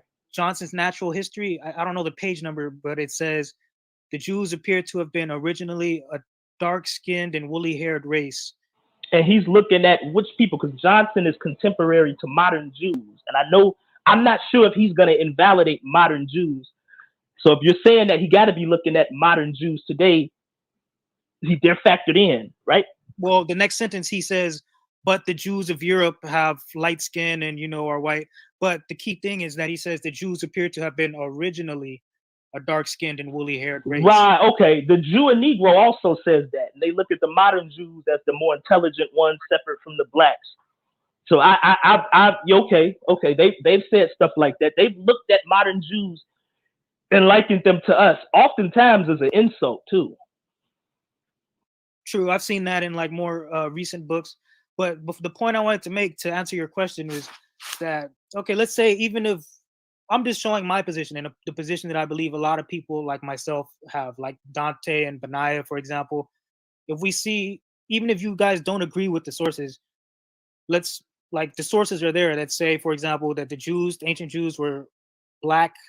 They had they were mistaken for Black Africans and whatnot. Da da da da da. So when we have that, we're like, okay, cool. So now we tie that in with biblical prophecy, saying that the Jews will be scattered to all nations, that they will be, you know, taken as captives, and then knowing that, knowing what the historians record them as looking like, then we look into the Bible and see what's supposed to have happened to these people. That's how we come to the conclusion that it has to be us, because we fit that. Okay. Let me also say, skin color. You're right. You can't determine who is who by based on skin color and what they or look hair or no, you can't look Right. at nobody and determine anything because you can. Right. Listen. I know you don't deal with DNA. I've publicly said it, so ain't nobody put me on blast. I don't have the same lineage as most African Americans. You wouldn't be able to tell that just by looking at me, and vice versa. You know what I'm saying? Right. Like I was gonna say, when Christ comes, I might not be an Israelite. You know what I mean? God forbid, but you know that's a possibility. Like, you know what I'm saying? Just because I'm Black, my parents, like, you know. But what the point is that I'm making is that regardless of whether a single person, like, say, maybe I'm not taking shots at Bruce or any other Israelites that come on here. I'm just using them as an example. Like, say Bruce turns out he's not an Israelite. Let's say another Israelite that comes on here. Who else comes on here? I don't know. Me. Let's say I'm not an Israelite. Another person. Just because individuals in our community may not be Israelites, the evidence still points to a large percentage of our population being Israelites. I would disagree with that, and DNA wouldn't agree with you. And we can both come to, well, hold on. We can both agree that morphological arguments will not help. And if we go by logic and what we know, we cannot go by looks. So even if you say in antiquity they looked a certain way, we know contemporary to that time you had Jews in Syria, you had Jews that had different morphologies that those people wouldn't denounce. We had authors at that time that would affirm them. So it's like, okay, we just gonna come to a stalemate. And I just hope to shift the argument to lineage and see what is your methodology for determining the lineage of African Americans on the whole, the people that you claim are Israelites. What is your methodology to determine that they're Israelites? All right, I feel you. Let me clarify a little bit more. Like I said, when it comes to individuals within the Israelite community, there's no way that I personally believe you can prove that any individual is an Israelite. But I do believe that all the evidence points to a Black population being the Jews of the Bible, based on the historical evidence that says these Jews were originally Black, even if there are Jews and accounts of Jews. Because you're right, Jews did migrate. They went to other countries and all that. They were scattered and they mixed. But the point that I'm making is the original base population. There's evidence, sources, historical documents, eyewitness accounts stating that the original base population was black and Negroid. Exclusively? Well, I mean, for example, when Tacitus says that the Jews were mistaken for Ethiopians, some say that they were Ethiopians. He didn't say. Which Ethiopians? What do you mean? Ethiopia at that time period may not even refer to Ethiopia today. So which Ethiopian? But would you agree that even in that time period, Ethiopian, the term was in reference to black people who were Negroid, whether or not they were actual Ethiopians as we know them in the modern era? Ethiopian can refer to the people of Ethiopia at that time and the people of Nubia. And I think a lot of people discount the amount of miscegenation and mixing that was going on. Not to say they wasn't Negroid people. Certainly there were melodic people like the Dinka and people that share that ancestry in Nubia. If you go to Ethiopia that today, then it's kind of it's gonna get muddied up. And we know during that time the same kind of stuff was going on. So, well, would you say that? Would you say that even if it's not referring to the modern nation of Ethiopia, that the term Ethiopian is generally certainly a people of color? But I'm just saying somebody who has have an alkaline nose, 2C hair, very straight hair could be an Ethiopian because he got brown skin. So that really don't help us. So we look at the population. We can't. Somebody can make an argument against that. And since populations change and the morphology changes, I'm sure you're aware that people, the people of Africa, sub-Saharan Africa today, evidence suggests they looked different a couple thousand years ago. How much stock can we put in an argument about looks? Because even Razib Khan said the Indian people who he descends from may have looked totally different some couple thousand years ago. Right. Well, I'm not sure I'm following you completely, but what I believe is that when even scholars in the 1800s, even though it wasn't like a first-hand eyewitness account, there's a scholar from the 1800s, for example, he talks about how Israelites were often mistaken for Ethiopians, and then he puts or Cushites. So Cushitic people we know were black, quote unquote, sub-Saharan Africans. So the point I'm making is that Jews, even way back then, they were mistaken for black Africans, people who we know would be blackety black Africans. So with that on the table, we can't prove that just because the Jews were black. Let's say that all the sources that say the Jews were black, it's talking about black Jews being Negroes. It's talking about the ancient Jews being Negroes. Even with that on the table, we can't just use that to say, aha, now every Negro or every black person who looks like a Negro is a Jew. So with that on the table, the next step that I would get into is, okay, now let's look into the Bible and the prophecies that talk about what would happen to the Jews. So now we have an idea of what they look like. Let's see if any people who look like those people have these prophecies being fulfilled around them or within their communities. That's how I get and even then, I wouldn't say that everyone in that community is a Jew, even though I believe most of them would be. Even then, you can't say every single person from that community would be a Jew. Because there's okay, so look, I think we can both agree that just looking at people, morphological arguments are not a good method, are not a good method of determining who's the Hebrew or not. Just because the presupposition is that the Jews were Negroid looking Africans. Me and you can agree, just the lookership, looking at people, the scriptures, we can't really determine who is a Jew based on just looking at person. Well, I mean, if the Bible says the Jews will be led into captives into all nations, and we got not that part. No, not that part. We're gonna get to the scripture part, but I'm just saying the argument about how somebody looked and the skin color. We can't really determine somebody. Let's say we don't even open the Bible. We're just looking at the history, and it says the Jews were black and they look like Negroes, like black Africans. Okay, even then, you can't. That's not enough. That's not enough. So okay, and you would move to scriptural interpretation, right? Well, I mean, I said the Israelites would be led captive into all nations. There's scripture, and Ezekiel talks about the Israelites still being in the land of their captivities when the end time, when the Messiah comes to rescue them. There's scriptures talking about like things like that. There's no like what population was led into all nations. And I know people like to say it, don't say all nations. Well, for you guys who go against that argument and say just because it says all nations doesn't mean all nations in Luke 21:24, So does that mean that when Christ, when it says Abraham's seed would be, all nations will be blessed through his seed, does the same thing apply? Now, if that's not talking about all nations, when you guys, the Christians, for example, say salvation is for all nations, Christ said, go into all nations and preach the gospel. Does that not include America now? Because America didn't exist back then? Because that's what they like to say. They say that couldn't have been talking about America because America didn't exist when Christ was talking in Luke 21:24. What I would say to that is that, okay, if that's the argument, then y'all can't say salvation is for every nation because. All right, let me get in there because you are beating up a straw man right now. No, I know. That was totally like not. I was no, yeah, that's directed towards people from that thing. From So the chat, okay, so yeah, you right. All right, so you know that I am not, Marine. Don't boot me.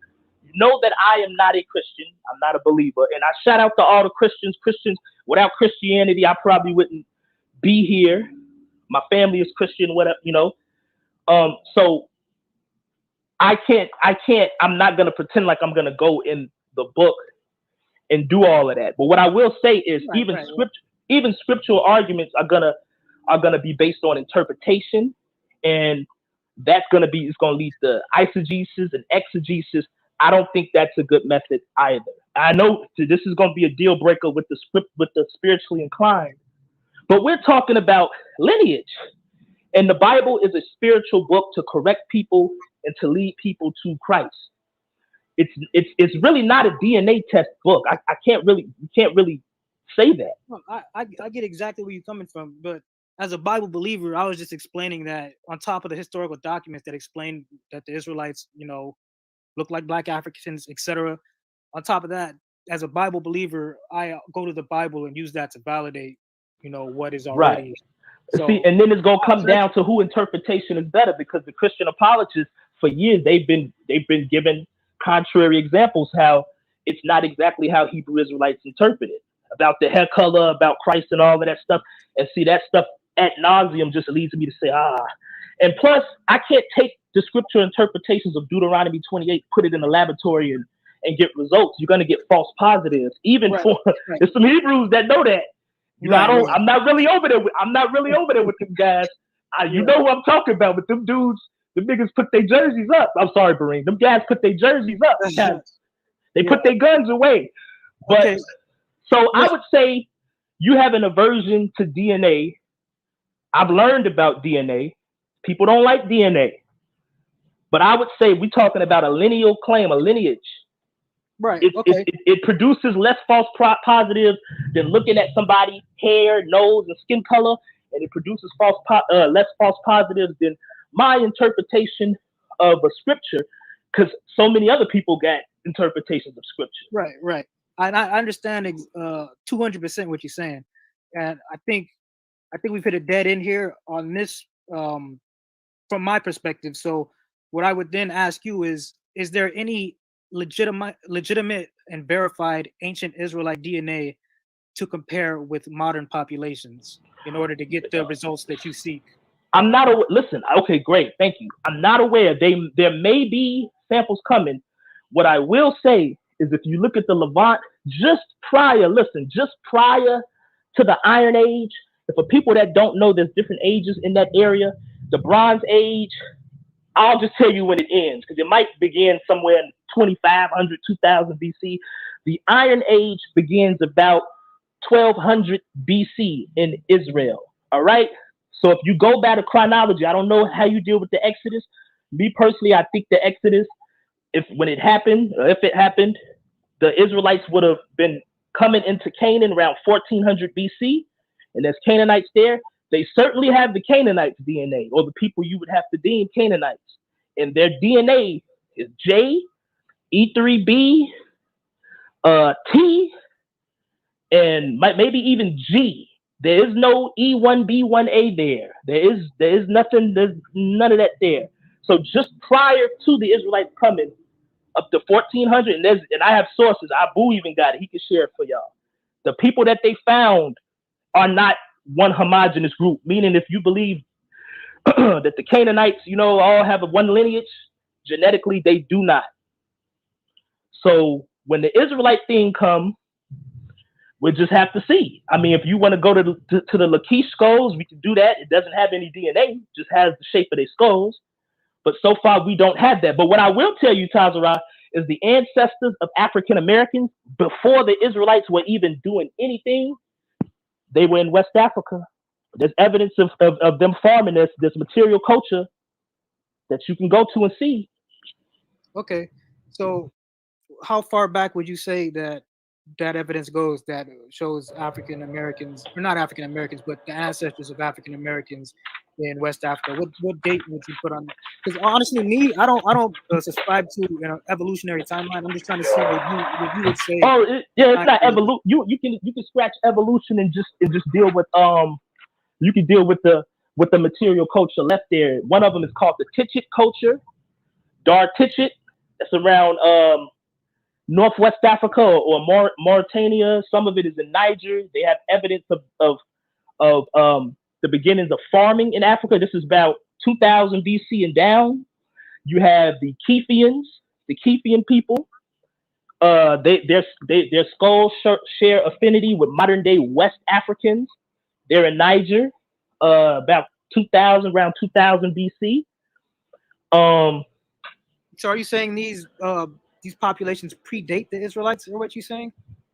Well, at the time period that they're active in West Africa, many of these people, the Israelites would have probably still been in Egypt around 2000 BC coming out. This is like before the Exodus, whatever time period you'll put before the Exodus. But the thing is, you got to understand, I have to give these people credit. No, scratch that. Look, I know this. I know this. No, look, I know this. I know this myself because I did the research. Didn't nobody do no research for me. Listen. So in Africa, the people, the way of life was hunter-gathering, right? They did not farm. The people who introduced farming are the people who are majority of African Americans today in Africa, in West Africa, the E1B1A people. They came in there. They're the ones that do the farming. That's how you differentiate them from the previous population, which was hunter-gatherer-like people. So when you look at what they are doing and the time period that they're doing, it is showing that they're already over there in West Africa. So y'all can look up the Tichit culture and look what people are close to those people, the Mande people. I feel you. Well, the only thing I have to say in regards to genetics is that if there isn't any ancient Israelite DNA on record to compare, then I mean that's why I don't take the genetic argument seriously, because a lot of people acknowledge the fact that there's no ancient Israelite DNA on record to compare, but at the same time, DNA in science has been pushed as long as it's existed to establish Ashkenazi and its other Jewish populations as descendants of ancient Israelites. So how only partially though? Only partially. How can you be haplogroup R and you say you in a Levant like that? You got to look at the origins of where these people lineage began. I mean, even J, which is supposedly Middle Eastern, that's not even Middle Eastern. Yeah, the origin. That here's the thing though, because a lot of people bring up Natufians. Natufians is there some 10,000 years ago.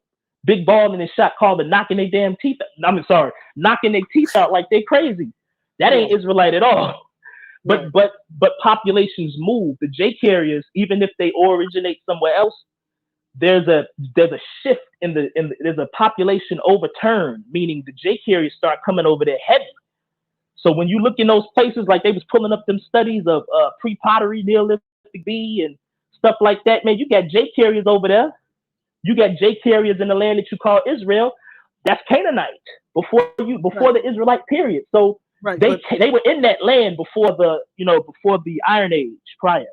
But Proto-Semites are said to have haplogroup E. So I looked into genetics. I always like to look into the different arguments being made just to see, because I like to study. That's how I work. That's how my brain works. So what I gathered is that Proto-Semites, which would be the ancestors of the Israelites, they had haplogroup E. So according to DNA methodology, any other haplogroup that isn't some downstream mutation of E wouldn't be an Israelite, because the Israelites would have came from that E. Proto-Semitic. Pro first. Semitic, proto meaning original, like prototype. Right. Semitic language. these people, these people who do these science, they don't really subscribe to the biblical narrative. Some do, but most don't affirm. Even the word Afro-Asiatic, it said I'm paraphrasing. Original Afro-Asiatic populations were E carriers. I got you. Yes. So the people who created the language more than likely would have been E. Languages change. People adopt languages. The J carriers came and adopted Afro-Asiatic. So they Afro-Asiatic too. They're Semitic. Linguistically. Doesn't J originate in the Caucasus region though? Right. So look, what language we speaking right now? English. Right. Our own version of English, but our origin genetically is in England. So the J carriers who are now Semitic, it's linguistic. They've acquired the language by taking it.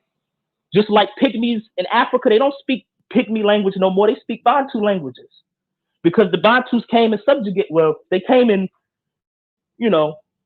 did things to them. So I read about the J carriers, they adopted the Afro. Right, that's how they Semitic, and that's the designation right there. Because when you get people who's in these, these academic scholarly people, they may not even affirm the Bible. So when they mean Semitic, they don't mean I know that Shem is real. They mean the language is associated with the Semites. So I can be a Semite if I was speaking their language, but I could be a Hamite according to you if I descended from people you deem Hamitic. So it's just linguistic designations. I feel what you're saying, but I'm not too heavy into the DNA stuff, so I'm not, No, this is not DNA. All right, let me just I get what you're saying. I'm just saying when it comes to the adaptation of the different cultures and stuff, like how you're saying Jay adopted the culture of I just want to make it palatable for the people listening. When you look at non-Bible material, when they go into genetics or when they go into these stuff, and you hear Semitic, Proto-Semitic, all this stuff like that, they're speaking linguistically. Nilo-Saharan, that's linguistic. That's relating to people from the Nile. The Semites, you got people that's Semites that ain't even from over there. You know what I'm saying? So yeah, the people who created their languages more than likely were E carriers, yes, and they was adopted by non-E carriers. So you're saying that the original Israelites, they didn't descend from the Hebrews, or even the Hebrews. You're saying that you're saying that the Hebrews aren't the ones who created the Semitic language? No. When we dealing with the language, so you have to take the religion aside, because everybody don't just go by one's belief system. The languages are associated with people who, it's just a name. So if I said I'm speaking Santa Claus language, that doesn't affirm to the people, So okay, there's people that believe in the biblical narrative, and then there's scientists or linguistics that'll come and say, well, based on what the people, based on who the people believe are Semites, this is the language, right? And then there's people who are considered of another lineage. They take the language and they're designated as such, Semitic.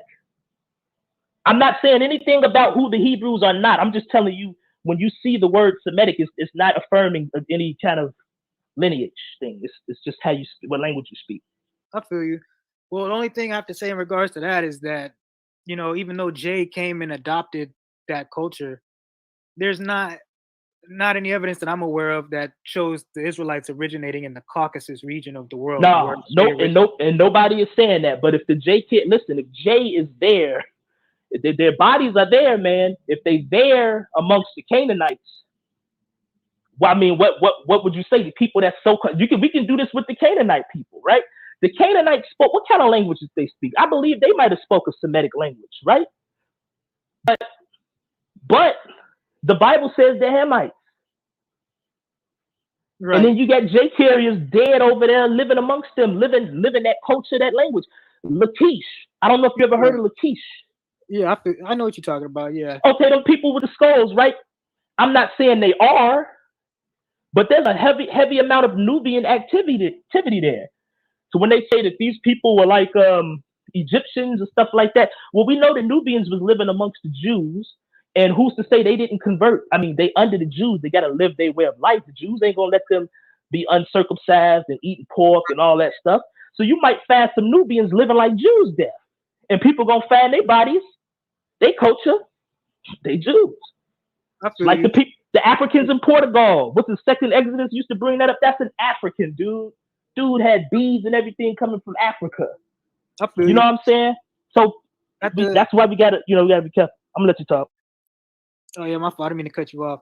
At the end of the day, though, my position is always going to point back to the Bible. So, DNA, the reason why a lot of us in the Israelite community, or even outside of the Israelite community, don't have faith in it is because we're not in the laboratories with those scientists when they're doing these examinations. We're not with them when they're digging up the bodies or when they're passing over other bodies and saying, no, don't dig that one up, leave those there. Or the ones they've dug up and they say, no, don't do no studies on those. We don't know if they're doing that. We don't, you know what I mean? We can't be there with them when the scientific community, and there's racism in the scientific community as well. I'm sure a lot of people would admit that.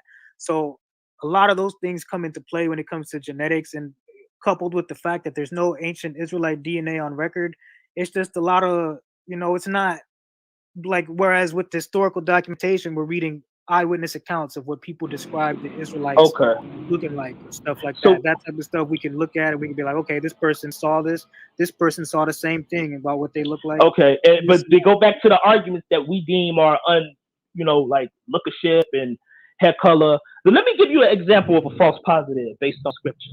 So if we go on back the curses of Deuteronomy, the curses of Deuteronomy, you believe happened to the slaves here in America, right?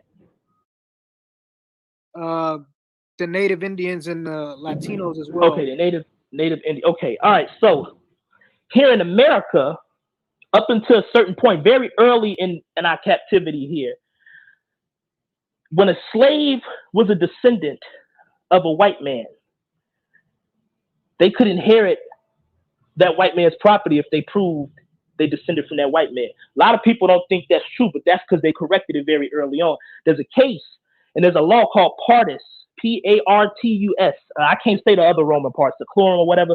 There's this woman named Grinstead. She successfully sued. Well, she successfully got her money from her so-called white father or whatever. They changed the law to mean you are a slave based on who your mother is. So if you are born of a black woman, you are a slave and you're gonna experience being a slave, right? So that means the curses of Deuteronomy is going through who's the child of a black woman. Now here's an example of a false positive. You have black people today who are descendants paternally from European men, which means the children of white men are experiencing the same hell as black people today. And that's up to over 20% of Africans today. I mean, my own grandfather is R. They got Hebrew Israelites ducking R right now. Dudes are scared, you know what I'm saying? They're scared to be R. So they run away from that. So even if that's not majority of African Americans, that would mean a lot of people won't even know, just the idea, even if you don't believe in DNA. How could you prove you don't descend from a white man?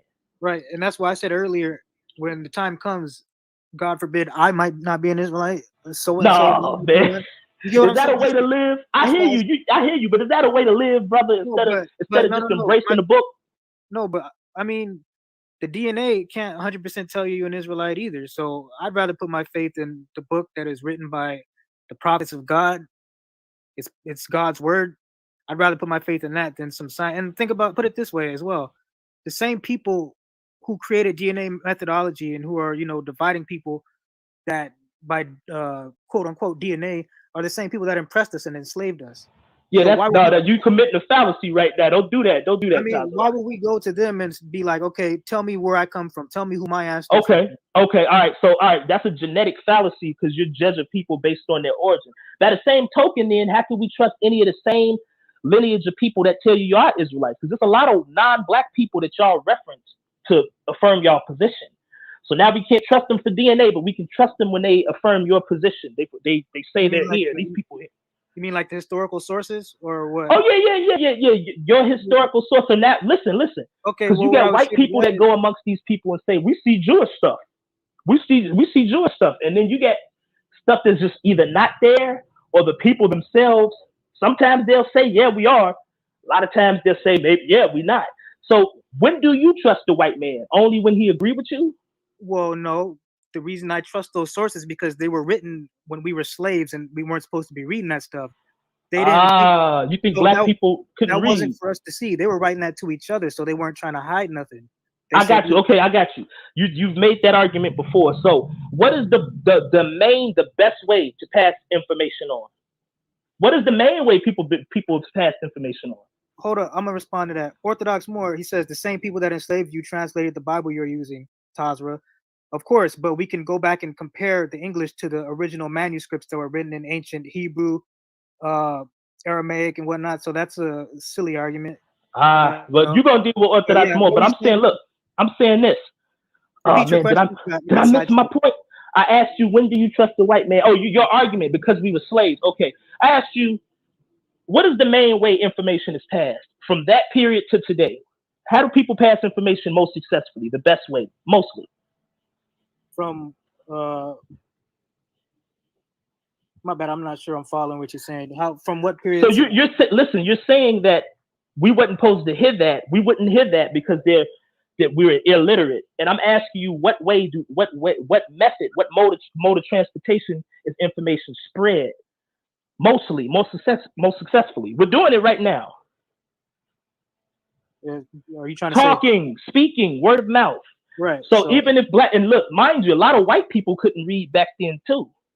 So just because stuff is in a book, and then we got examples of black people reading during that time period. We have a free population of black people. We have slaves who taught themselves to write. You got white people that they ain't afraid of us. They'll straight up tell you to your face what they think of you. You think black people wasn't sitting by the door hearing these lectures while they was mopping up and getting cussed out? I mean, just because we couldn't read don't mean we wouldn't be able to read it later. No, but look, well, first of all, to address what you said last, when they enslaved us, they weren't planning to ever let us go. Things turned out in a favor that was favorable to us. So writing all that stuff down in those books backfired on them because now we can read it. So yeah, we can read it, but even while we were slaves, that information was getting out. Remember, but the status quo. Go ahead. My bad. I was just gonna say before I forget, when we were slaves, we didn't have access to those books that they had. They didn't. If they let us read, they let us read the Bible so we could keep each other in check. They wasn't giving us books like the ones that we read in now today. Well, that's what we used the Bible even back then to say we was Israelite. They gave us the book that made us say we was Israelites back then. Because we were doing that. We go back then. We were doing that by faith. We weren't allowed to read or touch the books that documented Black Jews and Jews being black and all that. Yeah, but that argument, think about this, man. The status quo is the Jews don't have the power. It's faith through Jesus. So it's not, you guys are the one that believe, well, once we realize it don't matter who they think is a Jew, because a Jew is a heretic. So that's double oppression for you. Remember, the Sephardic Jews, they were Jews and they were heretics. They got oppressed because of their beliefs. So if they said black people was Jews, what they need to hide that for? These dudes, their origin is pagan. They don't even believe in Christ. We have to give them Christianity. I don't think illiteracy, that's kind of like an appeal to conspiracy. I don't think that's reason to, help your argument. I mean, basically your argument is we can't trust them with genetics. Okay. But we can trust them when they affirm our position with historical sources. Well, that's kind of a double standard. I explained the genetic portion, and I explained why I believe the books are more have some validity to them because they weren't written for us. They were, put it this way, now that we're looking back into this is how I see it. We're looking back into the old books from when we were slaves. It's saying Jews were black. It's talking about the Jews being originally black this, black Jews, black that. Who said that? Who? Just Tacitus? Who? No, in the presentation I did like 20 sources at the beginning affirming the blackness of ancient Jews. But look, even if you don't agree with that, just follow me. We have all those sources. Now we're looking back and we're saying, okay, all that was written when we weren't allowed to read. There's black Jews recorded in West Africa.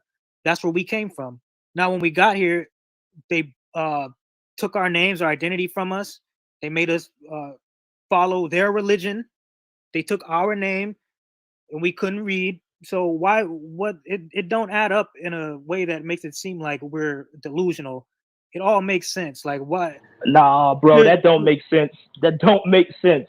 I mean, how does they that get, not make sense? they giving you an identity that means nothing when Christianity No, is not prevailing. that they gave us they gave us an identity, but they took what we were at first. Yeah, they took well, And I'll say this. They encouraged you to be Christian. Yes, they did. They encouraged you to give up your West African, whatever, Islam and your paganism, to be more palatable. But if you were Jews, that would even make it worse, actually. I mean, the Cambridge source that Dante reference says that Jews in West Africa were primarily targeted for the slave trade. So there's a lot of evidence showing that our ancestors. Yeah, well, there's a French source. That Santa Maria source, right? Santa Maria. Right, and there's a French source that I referenced in one of my most recent presentations. It says that the kingdom of Judah or Judah. It says that those people. It says that the blacks of Judah were the best and most expensive of all the African Negroes, and then it finishes by saying the inhabitants of that kingdom were called Judaics. So that's right. But we know that's not. We know that. Okay, so all you got with the Weeder thing, because they keep using that. We know that we already debunked the 115 towns. I don't even want to go back to all of that. The claim comes from French people. I think y'all should investigate why the French people say that. I did that in my most recent presentation that I'm referencing. It goes into the customs. Wait. It goes into the customs? It goes into the customs. It goes into okay, so what Israelite customs do the people of Weeder have? Because okay. In that Guinea area, it said circumcision, uncleanliness of women, circumcision not exclusive to Jews. Go ahead.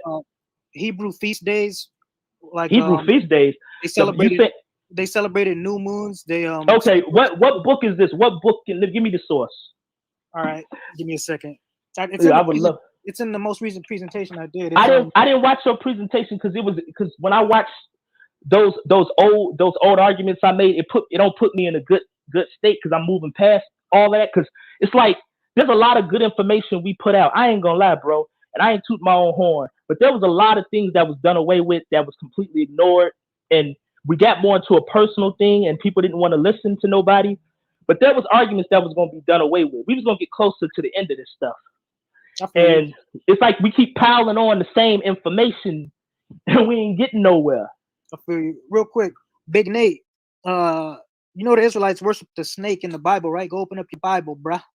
Go check that out, because you look. That don't make them Israelites, bro. I'm just saying, if snake worship disqualifies the people from being Jews, then that disqualifies the ancient Israelites from being Jews, according to Big Nate's logic, because he's throwing snake. Well, no, they had a religion and then they went off and made an idol, but everybody but they didn't. But the people of Weeder, those people have been there in West Africa, man. It's just there. Material culture showing that Israelites migrated to West Africa, but they ain't listen. E1B1A ain't migrating after none of that. They've been there prior. You get a material culture. You ain't got to deal with DNA. Material culture of West Africa. You'll see who comes in and who does what. I mean, the French make a claim, but do they? I mean, I'm trying to see do the French back it up? Yeah, they about Judaic. I reference at least 3 or 4 sources that talk about the Judaic customs in that area. Right. I need to write those down just for people who like to deal with the Weeder argument, because again, Europeans do make claims. They see things, and there was a Jewish presence in West Africa. Who's to say the Africans couldn't have took some aspects of other people's culture? We know you have the Himyarite dynasty. The Himyarite? No, not Himyarite. Zai dynasty. In medieval sources. So we know the Limba, they DNA, they have multiple lineages. You know what I'm saying? So another thing with the DNA, the first haplogroup is said to be 200,000 years old, and I'm pretty sure that most Bible believers do not subscribe to the idea that the Earth is 200,000 years old. So what I would say to the people who claim to be Bible believers who subscribe to DNA methodology, you all really think the Earth is that old? You know what I mean? That's another reason. I would. So if the first haplogroup is 200,000 years old supposedly, but the Earth isn't that old, how do we know that the haplogroups are correctly identifying populations the right way if it's not even in line with what the Bible says about? Well, the response would be to debunk that timing method, Because see, what you just did right there is, and all respect to biblical believers, if you're talking about the truth, there's always a possibility that somebody gonna be wrong. Now, maybe y'all can deal with the dating methods of that. Maybe that's off. You know what I'm saying? But it does not invalidate lineage and mutations in people's DNA. I didn't found lost family members through DNA, through haplogroups. Oh, through don't all get of me that wrong. kind of stuff. Don't get me wrong. When it comes to No, we catching, can't. when it comes to catching a rapist, a murderer, or somebody's grandfather or a dad, hell yeah, DNA can yeah, it's accurate. But when it comes to identifying people thousands and thousands and thousands of years ago, I don't. That's not. It don't. Well, add up. no. If Canaanite DNA got J, and then we see some of the oldest branches of that lineage, like what you said, and outside of Middle East or whatever that is, yeah, we can trace. We can trace lineage. And here's the thing: it does work better than scriptural interpretations or morphology. Me and you have pretty much agreed on at least two things. Well, at least one. Morphology is not a good way to determine lineage. Now, the Not scripture thing I have alone, no. no, but then now the scripture thing I don't think I can get you to agree with because your zeal to the Bible. But even so, perhaps you could say, well, even if I'm talking to another Bible believer, we may have different interpretations. Like Faithful believe in the Bible, and he got a different interpretation. So how could yours be true when you both can counter each other with y'all's interpretation? How we're not gonna get nowhere with that. Well, Faithful rests a lot of his arguments on peace to Faithful as well too. If he ever hears this, I'm not on bad terms with nobody. You know, I see him as my people. But for argument's sake, Faithful, he rests a lot of his opinions on DNA as well. Like if it were just, I never ever. So that means he has to be in some form or fashion combining DNA methodology with his interpretation of the scripture. Wait, who said So that you couldn't though? The Bible says not to mess with science. So nah, I don't know about all of that. That's in First Timothy. It says avoid foolish controversies of vain oppositions of science, falsely so called. And the Greek word right there is science. Yeah.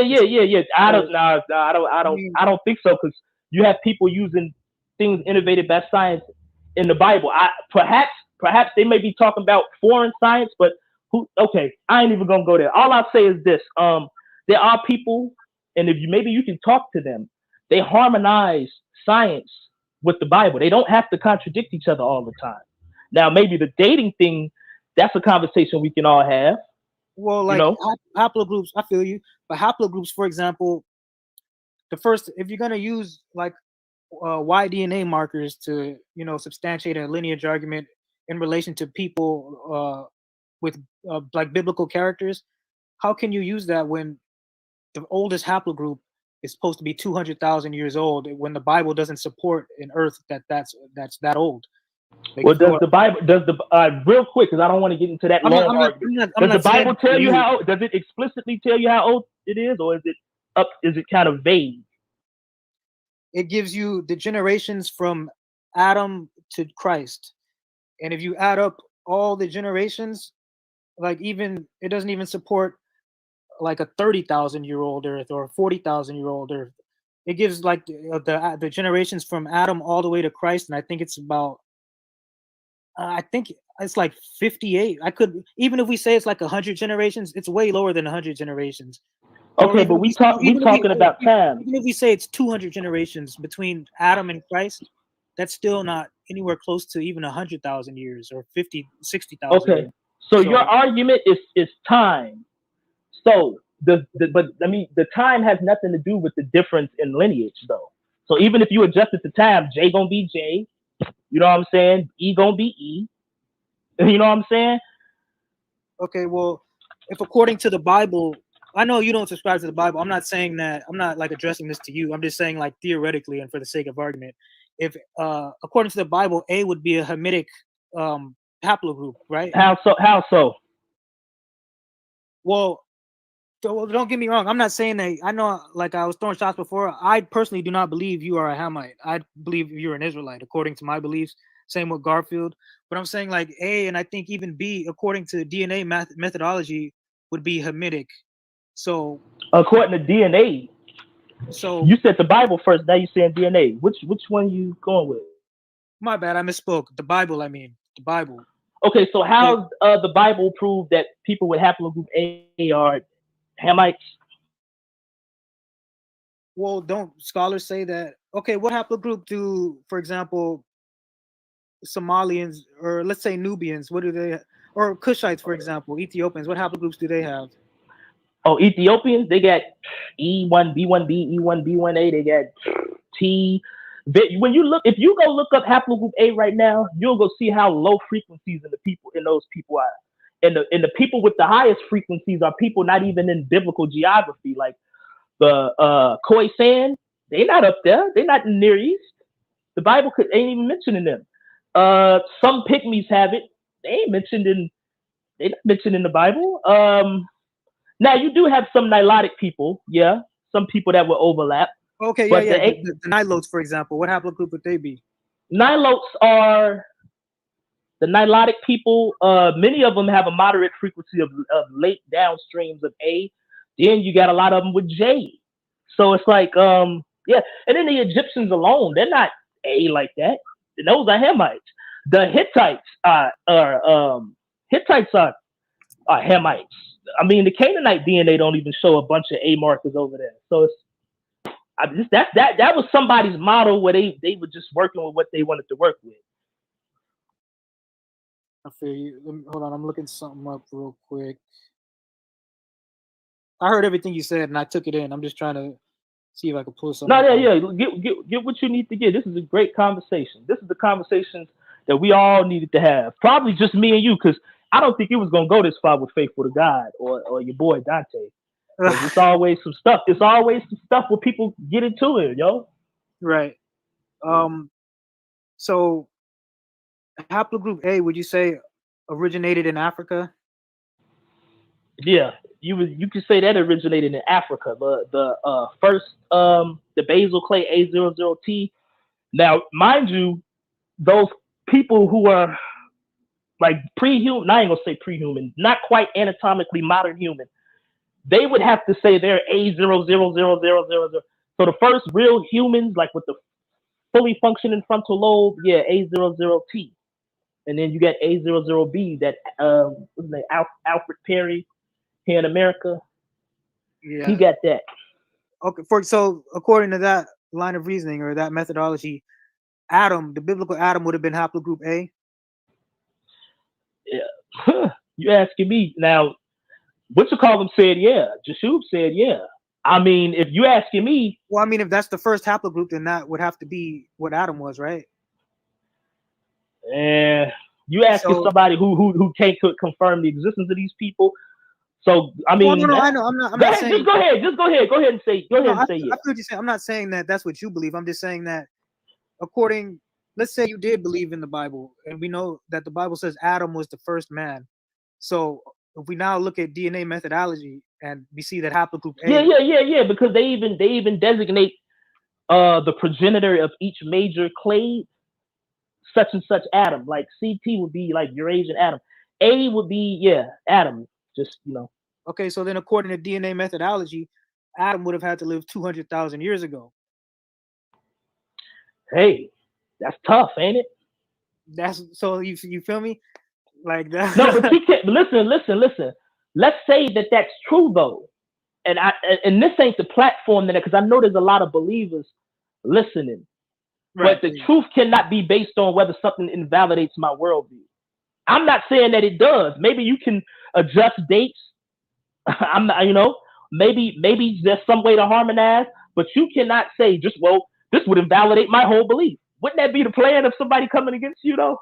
Like if we playing chess and I got you a checkmate, don't put it there.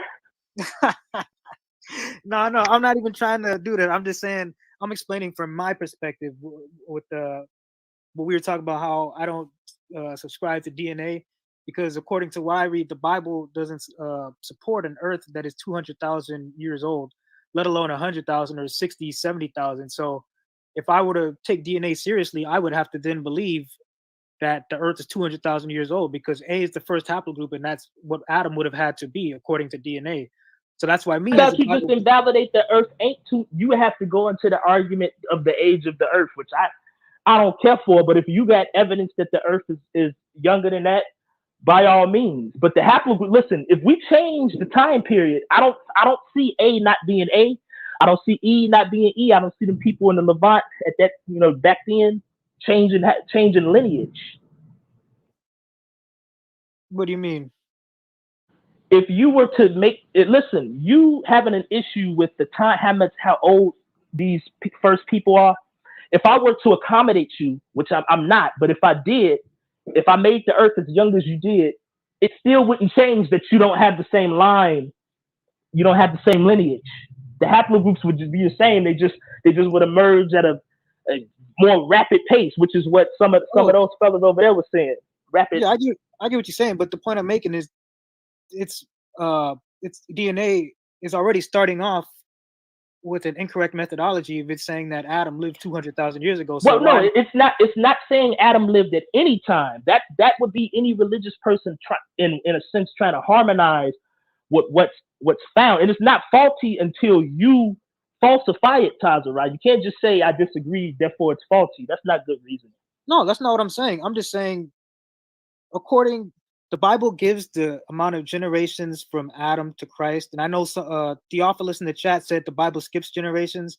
The Bible don't say that it skips generations. I don't know why it would say that there's X amount of, like for example, it'll say there's 20 generations here between this person and that person. Then from that person, there's 40 generations. I don't know why it would give us exact numbers and then not mean what it's saying. So that's like an argument that doesn't make sense. I've never heard that argument before, but it don't make sense. But anyways, what I'm trying to say is, if the DNA, if it already starts with methodology that has to, from a biblical standpoint, have Adam living at 200,000 years ago, because that's the haplogroup he would have had, the one that originated 200,000 years ago, then it's already off. It's not balanced because the Bible doesn't even how are they? Either the Earth is really that old and the Bible is wrong, or the Bible is right and the Earth isn't that old. Well, when you deal with truth, you risk being wrong. I'm not saying that you are, but I'm just saying I don't step out on the battlefield and say, well, if this could destroy my whole worldview, then I can't. I don't know, man. I'm not trying to destroy your worldview, and I know I'm not trying to destroy yours. Yeah, I know. I'm just explaining my perspective and why I believe in myself and a lot of other Israelites don't. Okay. I'm not trying to convince you or nothing. I'm just explaining so maybe you can better understand where I'm coming from. I hear where you're coming from, but I'm just saying only way you got to go is back to one argument, one method which we agreed is not effective: lookership, the looking and descriptions and stuff like that. Now, the second thing, I don't think I can wrestle you out of your scriptural interpretation, but I think I would have to tag out and let a Christian apologist go against your interpretations of the scripture. Because only thing, I will give you pushback on Deuteronomy 28 in particular, because I've been hearing that for the longest, and I'll question you on some of those things, man, because it seems like you have a permanent aversion to DNA. It's just what it is. But I'll ask you some questions on Deuteronomy 28. All right. So we got to establish people who are not people that descend from Europeans can experience these curses here in America. We can agree on that, right? Correct. The descendants of white men and black women. So now that's already a false positive if anybody say the curse of Deuteronomy just in general proves you're an Israelite. Well, at the same time, we can say that black descendants of white people can get the blessings because they're living amongst white people, and they're not supposed to be getting the blessings according to that same line of reasoning. But racism here was based on morphology. It was based on your look, which is why some people could escape based on their look. If you looked white enough, you could escape. Like even Italians and Jews got it over here.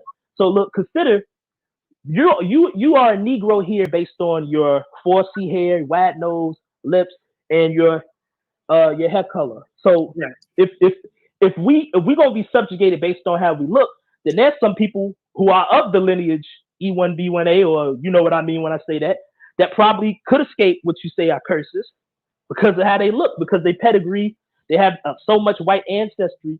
Smokey Robinson looking dudes getting them a white girl and they passing on. It's just false positives right there. All right, so I heard everything you're saying. Could you summarize the point you're saying? Okay, because I talk a lot. I don't want to misrepresent what you're saying. You know what I mean? Regarding Deuteronomy, but since I'm going there, because DNA, it seems like you just not gonna go there. You don't want to go there, or you have your mind made up. I'm saying the only arguments you would have to prove your point, one of them we can agree, we can discard it, that we can just look at people and say that they're Israelites because the Israelites were said to be black and we black, therefore I'm an Israelite. It's not a good argument. I think we both agreed to put that one aside, right? Right. Okay, I get what you're saying. Now, the second one is your scriptural interpretation, which I can't take away from you completely because, for one, I'm not as well versed in the scriptures, and for two, interpretation is going to be you versus a Christian apologist. They're the ones who can do that. They can do that with you. Right. So the only thing I will do, I will revert back to how I used to argue in the past with Hebrews, specifically on Deuteronomy 28, and that's why I'm asking you about Deuteronomy 28. Okay. When I went there, just the last part, I said it could produce false positives because the descendants of white men could experience the curses here, and black people who look white enough can escape them. Right. So okay, so let's go. I get what you're saying. The way I would respond to that is, I completely understand what you're saying now, and you're right. But the thing is, you're speaking on an individual level. The thing that we, as Israelites, when we look at the scriptures and the prophecies, we're identifying a population, like a people group, as fitting those prophecies, regardless of whether or not there's people in that group who look like those people and therefore receive the same curses. Just because a few of them, or like a certain percentage of that population, might not be of the same lineage, that doesn't take away from the fact that people group as a whole, or as a larger percentage, is receiving those judgments and those curses. So I agree. There's people within the people groups that we identify as Israelites that will not. I won't even say might not. That will not be Israelites when the time comes to find out. But as Israelites, we look at the population as a whole, and we do what the scriptures say. We preach the gospel to the people who we believe, according to the prophecies, match up. And it's Christ's and the angels' job to separate the ones that aren't really Israelites when the time comes. So all we can do is lead ourselves by faith and just, get at who we believe the Israelites are. And when the time comes, it's better to be safe than sorry and keep the laws and commandments and faith in the Messiah than to just, be like, nah, I don't think I'm an Israelite. And, I'm not going to do that. You know what I mean? Okay. There's going to be people who, for example, like myself, who are living as an Israelite and they're like, yeah, I'm Israelite. There's going to be people like that who find out, black people, who find out that they're not Israelites. And there's going to be people who weren't keeping the laws and commandments because they didn't think they were Israelites, and they didn't have faith in the Messiah, and they weren't living as Israelites. And they're going to find out, damn, I was an Israelite. Like, you know what I mean? So, So this scripture right here, Deuteronomy 28:62, is talking about ye shall be less few in number, whereas you were as the stars of heaven. Do you want to see your screen? I don't know. No. I'm on my phone. I don't know if y'all want to bring. Y'all give me 30 seconds to go pee real quick. Whoa, you ain't have to tell me that. You just say excuse me, man. I got the wrong image in my head, man. You hold the Bible when you hold it. Oh man. Yeah, I'll be right back. Hey, peace, Dunamis, man. Peace, brother. I always wanted to say hello to you. You're a very respectful, nice gentleman. You've helped Barine out so much, and you are like the best host when Barine got to go. Barine got to go to Home Depot, and he got to go, crack somebody's head, get his money back. Yeah, I mean, he said Home Depot. That's what he be saying. I got to go to Home Depot real quick. Yeah. Bro, you give me flashback. When I was a kid, my dad, he did plumbing, so sometimes he'd leave me at the spot to go down to the Home Depot, whatever. He said, just wait right here, I'll be back. I'll be sitting there for an hour or so. Oh man. But yeah, that's how I learned. Just be patient, hold it down. Man, I did. My dad did be like that too. He never came back though. Yeah, nice. Man, yo, but 93, what have you been working on in the meantime though? What projects? Oh well, I got my own channel. I wanted to talk about some stuff. You know, in the about our people in the community. I got stuff. I don't want to just make it like I'm attacking Hebrew Israelites, because I'm wise enough to foresee this is like a thing that's gonna be here 100, 200 years. I'm gonna be gone. My great grandkids gonna be confronted with this stuff. You know. Yeah. I mean, I can do it every now and then, and that's why me and Tazarah are on good chord, because I'm not gonna be stressing because it's gonna be here. But I would like to talk about just stuff on, African Americans, other stuff like that. I got other stuff I like to do. I live life, because this stuff can be it gets intense, it gets personal, and I'm still young, and I make it a point to live life. I told Tazarah, I said, man, look, it's time for you to start a family, man. If you gonna, be on the internet so much, make sure you get your health together as Black men, because heart disease kills us, diabetes, strokes, high blood pressure. You got to start eating better. I mean, make sure the important stuff out, because this is really just entertainment. People have their biases. They're gonna do what they do. Yeah, I'm back. but we got to build to something. All right, Tazarah. Well, Go ahead, Tazarah. I feel you on the how you say we need to live our life and all that. I do all that too, but this is my life. This is my faith. I take this seriously. I do what I can to push information out that I find. I share it with Dante, but I got time I work in IT, so I got like downtime. I'm always everybody working in IT, man. Everybody it's a lot of Hebrew IT dudes, bro. So I'm gonna know it's y'all when y'all fix my computer and say shalom. I'm gonna know. But no, okay, let me get back. All right, so Deuteronomy 28, verse 62. I want to ask you about this scripture. I've always asked Hebrews, and I always get ignored, really. This one is about, I'm reading from the King James. It says, ye shall be left few in number, whereas ye were as the stars of heaven for multitude, because you would not obey the voice of the Lord thy God. Now, my question is, because it's clearly saying that they're going to be, because the curses talk about killing them, putting diseases on them. And to me, this seems like one of the end results of that, being left few in number. And my question to you is, how can African Americans, especially you believe Hispanics too, African Americans, Hispanics, and Native Americans fit this? When you combine these ethnic groups, this is over 100 million people. Right. So how do they fit this if they're few in number? Which one did you say that was? 2862? 2862. Take a look real quick. I got the overall idea of what it's saying. It's gonna be left few. All right. Make sure I'm reading it. Okay.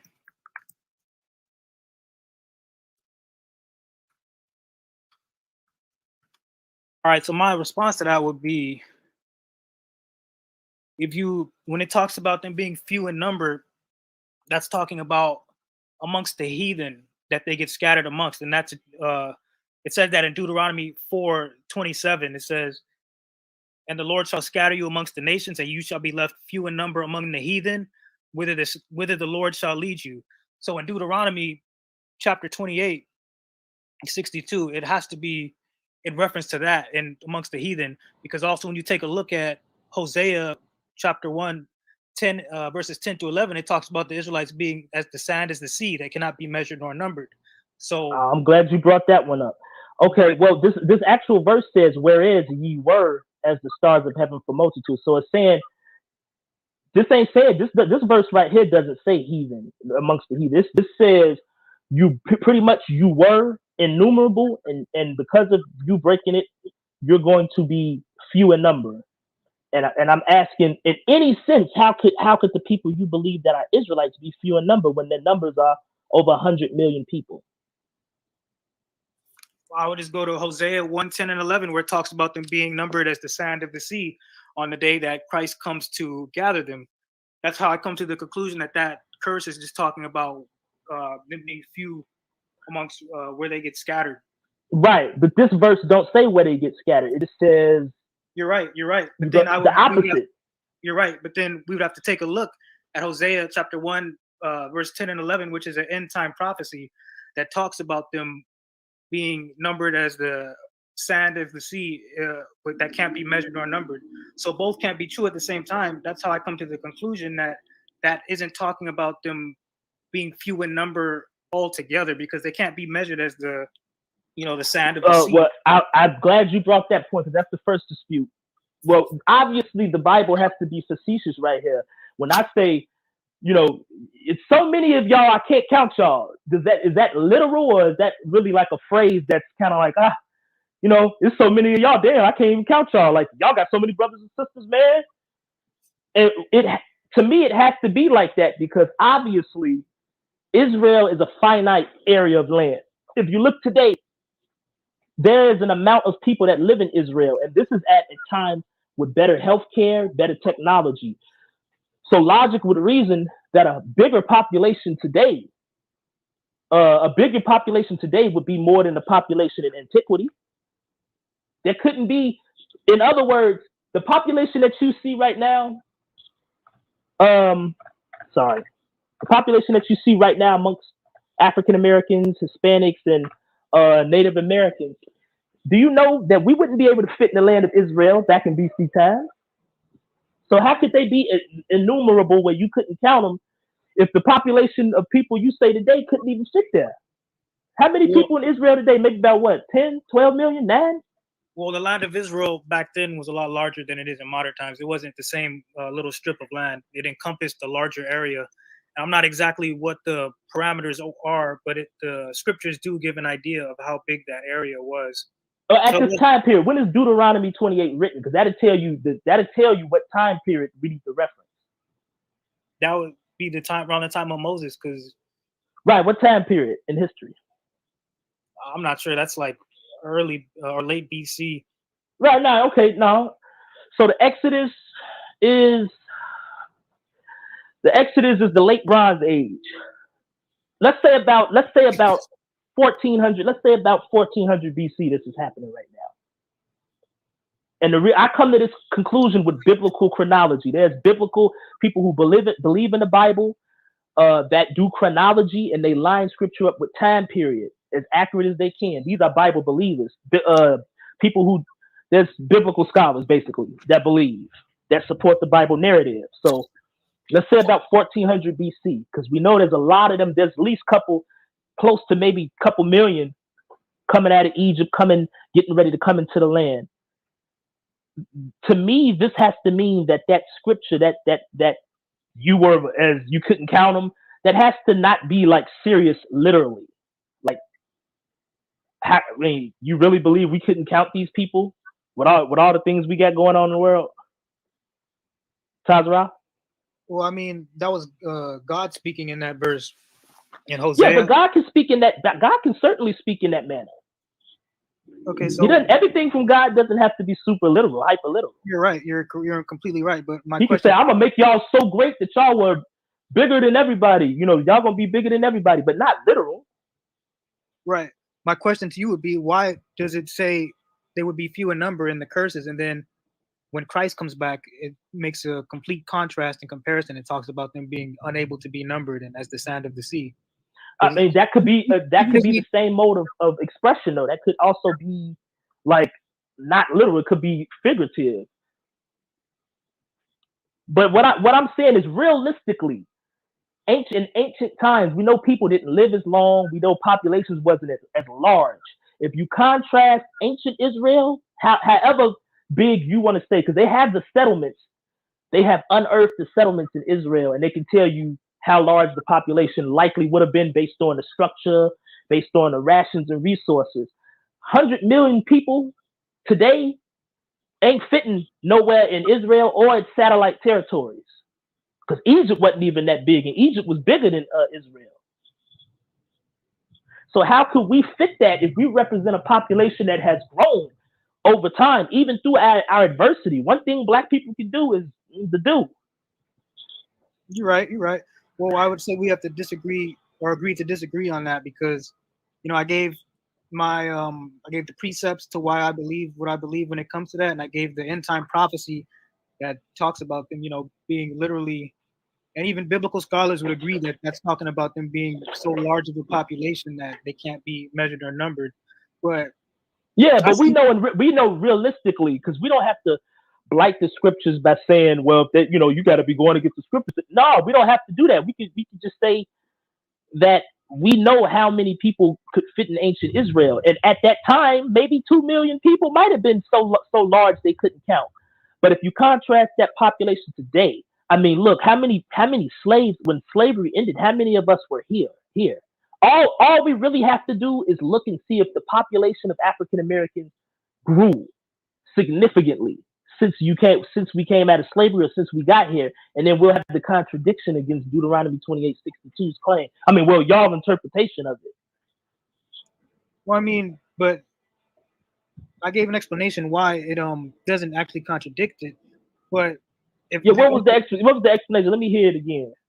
It's talking about them being scattered, where they're scattered, they're being few in number. Like, for example, we're in America right now. They say we're only 13% of the population. If our people are in Europe, they're not the majority, they're the minority. Our people are in Asia, they're the minority, they're not the majority. So, and Deuteronomy 4:27 clarifies, it says, you'll be few in number where I scatter you.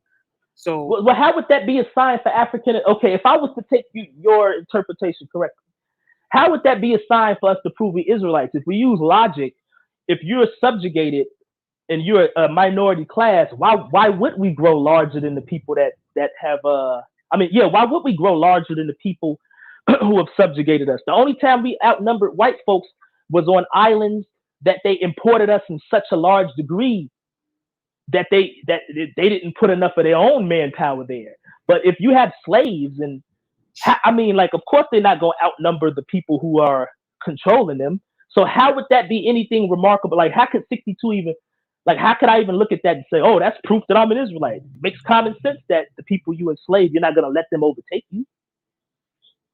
well, yeah, that's what God was saying when he said you'd be few in number. But I get what you're saying. I mean, no captives no captives would overtake in population the people who are subjugating us. So it wouldn't be nothing that's out of the ordinary. It would just be, okay, that could be anybody. Right. But what I would say to that is, I get the point you're trying to make, but what I would say is that's just one curse. You have to look at all of them and then draw your conclusion. So, for example, Deuteronomy chapter 28, verse 29, it says, and thou shalt grope at noonday as the blind gropeth in darkness, and thou shalt not prosper in thy ways, and thou shalt be only oppressed and spoiled evermore, and no man shall save thee.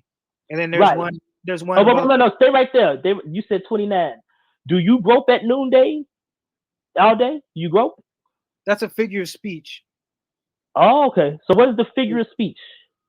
I mean, groping at noonday, that could be interpreted as as many different, like, that could be, for example, I'm sure, what do you take that to mean? Thou shalt grope at noonday? Let me look at it. Oh, as the blind gropeth in darkness? I mean, I could take it as it is. People going mad, going crazy.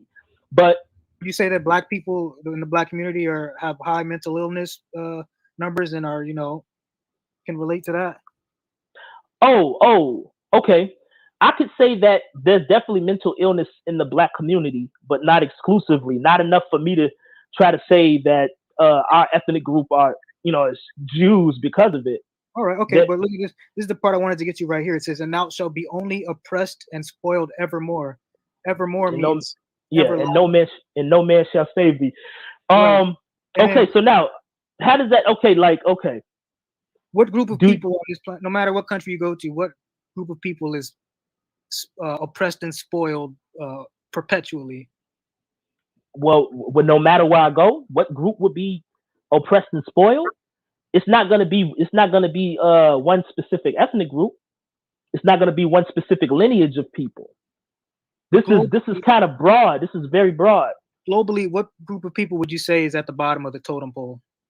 Oh, if you want to go with people of dark hue, of dark color, yeah. But then the problem with that is we don't share the same lineage as some other people who are going through it. Therefore, how we exclusive to to your demographic.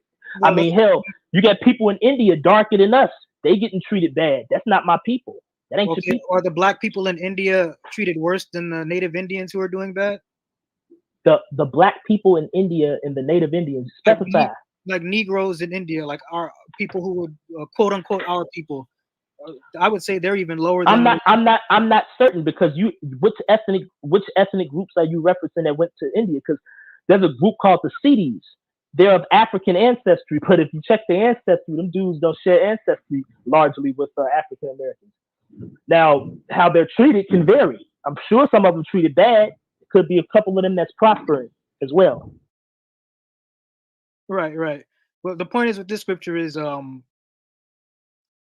even the Indians in India, the people oppressing Indians are other Indians. It's not another race of people oppressing the Indians. And the Deuteronomy makes clear that the people that would come up above the Israelites and oppress them would be the other nations. So the point that I was trying to make, well, that is the point I was trying to make. And then what else? Well, you made a color argument. I mean, pretty much. I mean, it's vague. I mean, listen, it can't be those situations where some of these verses are just not true about African Americans, and then some of them just so happen to fit because black people going through what they're going through. It's kind of like saying like it's really just a. Go ahead, Tazarah. I feel you. I'm at the gig right now. I'm trying to here, you know what I'm saying? But yeah, when it comes to some of these verses, I've never heard. Let's look at I've never heard no good good defenses or anything. Don't look at just one scripture. Look at them all together. Let's look at verse 43. No, but here's the thing though. You saying look at them all together. We're gonna have to stop on some of them that's glaring, like the one with the population of people that does not fit African Americans. Well, as I pointed out, wait. One last thing before I let you go. But you see what we doing here though. When I come into the scriptural argument with you, we can't get nowhere because it's your interpretation and how I interpret it. And then somebody who reads the language gonna bust us both out. And then Tazarah, let me ask you real quick though. So the Igbo that are struggling in Nigeria, I don't know if this was brought up. Are they being impressed by their own or by another nation? I'm not too familiar with what's going on over there with the Igbo specifically, but would you say that all of Africa has been destroyed? So even if there's Igbo, warring with each other, they're not the cause of that. There's Europeans. They took Igbo, they destroyed the Igbo people, took them into slavery. There's Igbo people over here, people with Igbo ancestry. Yeah, but in India, in Hindustan, the British came and colonized the area too. So the argument you said about how the darker skinned Indians being treated bad. So if we go to other areas, because the Yoruba make a claim to be Israelites, Igbos make a claim, the other groups that make claims to be Israelites, and the Igbos suffer. So are they being impressed by other Israelites, or what do we do? Let me respond to the Hindustan thing you said. You said they're being. What did you say about them? About the Indians and how they applied to one of the. They were colonized by the British as well. Right. Okay, so now when we get to a point like that, where we're like, okay, dang, another group of people can identify with this curse. We put that curse down. We go look at another one and say, okay, now let's see if that same group of people applies to this one as well. Were the Indians scattered to the nations? Yeah, you do. They went out. Yes, there's Indians all around. And then, but you're gonna say they were scattered. No, I'm not talking about migrating willingly. Were they scattered against their will? So, in your mind, indentured servitude isn't a scattering. How many nations were they scattered to? Brother, there's Indians all over the world. Did they migrate to those locations on their own, or were they scattered there by the enemy? They sold themselves to find a better life. Indentured servitude. Like in the Caribbean, in Trinidad, Guyana, they sold themselves indentured servitude to work in the sugarcane fields. Indians? Yes. Okay, now I would have to do research on that, but so what do we? I'm gonna have to let me jump back in. Hold up. Go ahead. Indians, you can say that they were even if we look into the research and that lines up with what it says, what you're suggesting, we then put that curse down and go to another one. Were they, for example, is there a stranger in India amongst them? Now hold up, you know, black people were sent to India as slaves. You know, we were slaves over there, right? Bro, you know that, right? So okay, so the Indians and slaves, the blacks enslaved to India. There was an Indian slave trade of our people. No, there was different African people brought into India, but I mean, yeah, that's what happened to them. Yeah, and then there's Jews, but Japan, China, Korea, Arabia, the Middle East. But Tazarah, there's a Hatta clan. There's a Hatta clan in Japan that claims Jewish descent. There are Jews in India, right, that keep the law and things of that nature. You're just using these curses and whatnot, but now these folks they're folks who keep the law, and then there are Indians who are not Jewish that can apply certain curses to themselves as well. So this is what I'm talking about, man. This produces false positives, yo. My bad, 93. My fault. I didn't mean to cut. I hear what you're saying, bro. No, I'm trying to sit in conversation. I appreciate you doing this, but I took a step back. I let you jump in, but Tazarah, he will answer. He will try to answer you. He will go. He will respond to you. So, Dunamis, does keeping the law and that makes you a Jew? Just keeping the law? Because there's black people who keep the law and are feeling the curses. Why are you saying that? You know, and first of all, I should have clarified, our people, I believe that there are descendants related to us in India who are what I would consider Israelites. So I'm not saying there's no Israelites. Are those in India keeping the law, or they've lost their identity of who they are? You have to get into the history and talk about which specific people you're talking. I want to jump back in because see, this is what I'm talking about. This is Tazarah. Look, whether you think you right, I'm wrong. I think I'm right, you wrong. Yo, it's been 10 years for 11 years for me, and then faithful to God, it's been how many years for him? I don't know how many years it's been for the camps dealing with people who disagree with them. It's a known fact that produces false positives interpretations. That can produce false positives. So this is why I've abandoned that and the skin color arguments. I've abandoned that. I've gone into lineage. Now I know you can't come there with me because you have discrepancies with DNA. I would have to encourage you to challenge or maybe even, go against that thing that you have with the time period. But I'm not gonna get nowhere arguing about your interpretation because there's gonna be outliers that make people not believe that, and vice versa. And then it's also gonna be. Oh, hold on, let me say this, and you can go. And it's also the fact that there's Israelites, i.e., the camps, the 12 tribes chart, who make false positive, and the Israelites pushing this on other people, Latinos and Native Americans.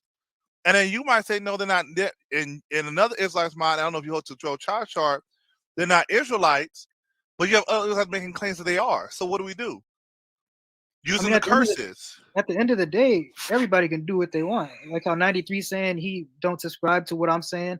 Like 93, he gonna do what he want. I'm gonna do what I want. You feel me? The Israelites, all we're doing is we're teaching the gospel as we read it. And when I say as we read it, I'm not saying we're making up our own interpretation. We believe that this is what it's saying. We can read it and provide, precepts and supporting information. I don't know if you've seen Israelite debates, but there's plenty of precepts and historical evidence to back up what we're saying.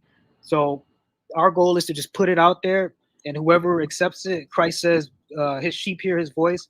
Whoever wants to come and follow, they can do that, and those who don't want to, they don't have to. Like, I don't see, there's enough there to convince you. Yeah, there's enough there for y'all to be convinced of that position, and that's why I believe sincerely that 100 years from now, the Hebrews gonna be here.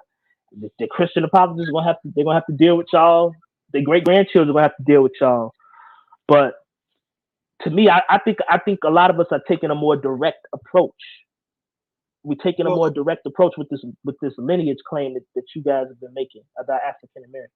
Well, I mean, the Bible is a spiritual book, and we can get into more of the curses of Deuteronomy if y'all want, because I'll no, because I see that was enough. Well, I don't mean you specifically. I mean, Well, I'm the only. Well, Dunamis is the half host of the show, but I feel like this was the 93 Tazarah show tonight because we've been able to converse.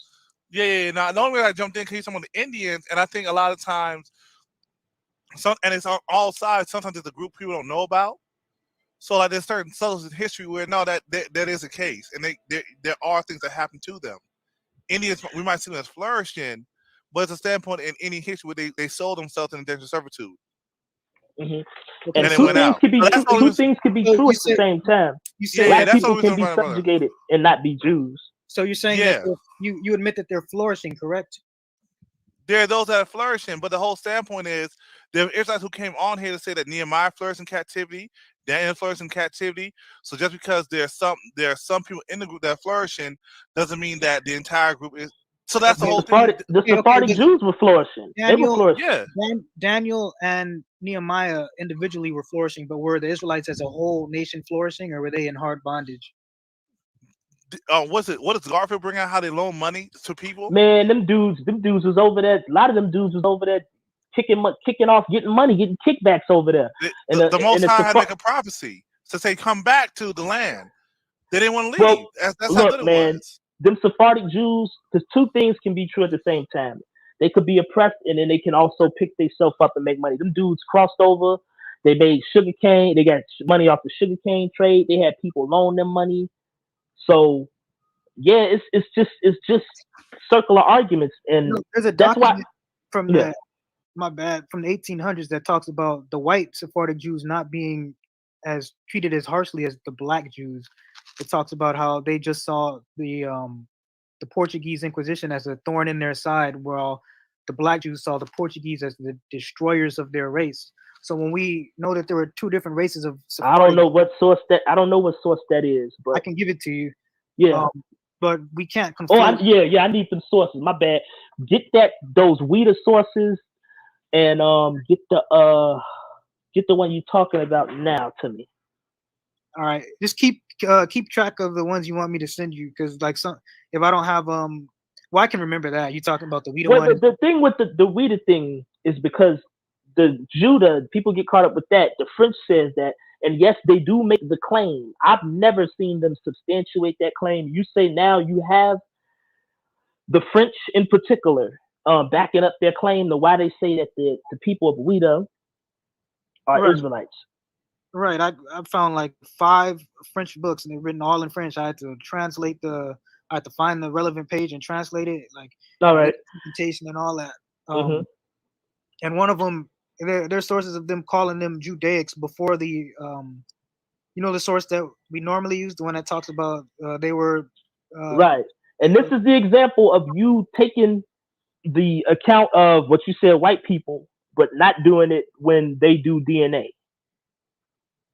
Well, like I said, when they wrote those books, they weren't writing it for us. They were writing it for that point. I need you to see how not valid that point is. It doesn't matter about who they had it intentionally for. It wasn't like they wouldn't care to do. They would spit in your face. They don't care to tell you that they think you're a Jew. It wouldn't help you. Wouldn't get out of slavery. The way they use Jews is bad.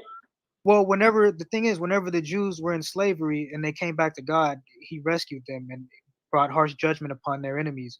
So, of course, if they knew that we were, let's say theoretically, or for the sake of argument, they knew that we were the Jews of the Bible, why would they then tell us, hey, yeah, you niggers are Jews? And then we find, oh, we're Jews? Hold up, the Bible said, let's read the Bible now. Oh, they're letting us read now. Well, remember that theology said that the Jewish, that's a fleshly thing. Oh, I'm a Jew. There's no Jew, no Greek. According to them, they didn't buy into the narrative y'all believed in. They didn't share the beliefs y'all believed. They believed Christianity was the way. Didn't matter who was Jews. I mean, the Sephardic Jews, they were saying, okay, y'all Jews, we're going to kill y'all because y'all not Christians. So being a Jew don't save you from subjugation. Well, the Sephardic Jews didn't believe in the Messiah. There you go. Exactly. And neither did sub-Saharan Africans. We were pagans and we were Muslims. Well, the Bible talks about Deuteronomy 28, verse 64. That's another one I wanted to look at. It talks about the Israelites as part of a curse. They're going to worship strange gods that their fathers never knew or worshipped. So that just. If you meet a people who you never seen before and they do that, that's a great framework to interpret these people. You have people who ain't even mentioned in biblical geography. The Bible ain't got nothing to say about South Africa. It ain't got nothing to say about Nigeria. The Bible knows the Near East at that time and parts of North Africa. Well, like I said earlier, there's historical documentation showing the Israelites migrating through Africa and specifically to West Africa. Documentation or somebody saying they did, because I have seen somebody say that, because people they do speculate on these people. It's on the Jewish websites. It's in historical books. It's out. It's like a common knowledge that they migrated to West Africa. Which particular one? I'm aware of the Zod dynasty being documented in medieval times. Which particular one in terms of what? Which Jews? Which one you gonna try to say as Jews? Because we already know that, and I gave y'all a reference. Y'all can go look at the Ticha culture. Y'all go look at the Mande people. Y'all can go look. I might have to pull it up here and read it to y'all. But we know that the people who are the ancestors of West Africa were already there prior. So who are these other people you saying migrated at a later time? Who are all these people? This is where you and I will hit a dead end again, run into a brick wall, because we're not both arguing from the same methodology, for better word. You're using a genetic standpoint, like more secular. I'm not. I didn't. What did I say that was genetic? Well, you were talking about how the people in West Africa were there before the Israelites, but we didn't use genetic. This is not genetic evidence to prove that this is material culture.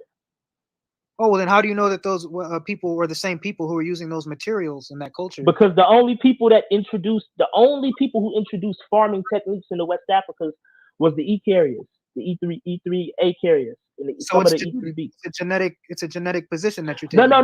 They don't determine it based on any real genetic remains. The people prior to the so-called Bantu expansion, they lived a lifestyle where they didn't farm.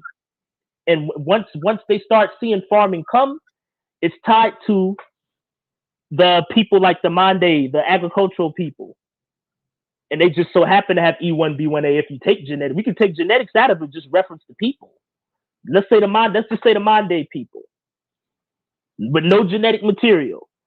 People of that ilk, of that lineage, they began to farm. Prior to that, you had pygmies and so-called bushmen. They didn't do that. So go ahead. At the same time, I get the point you're making. At the same time, I would say then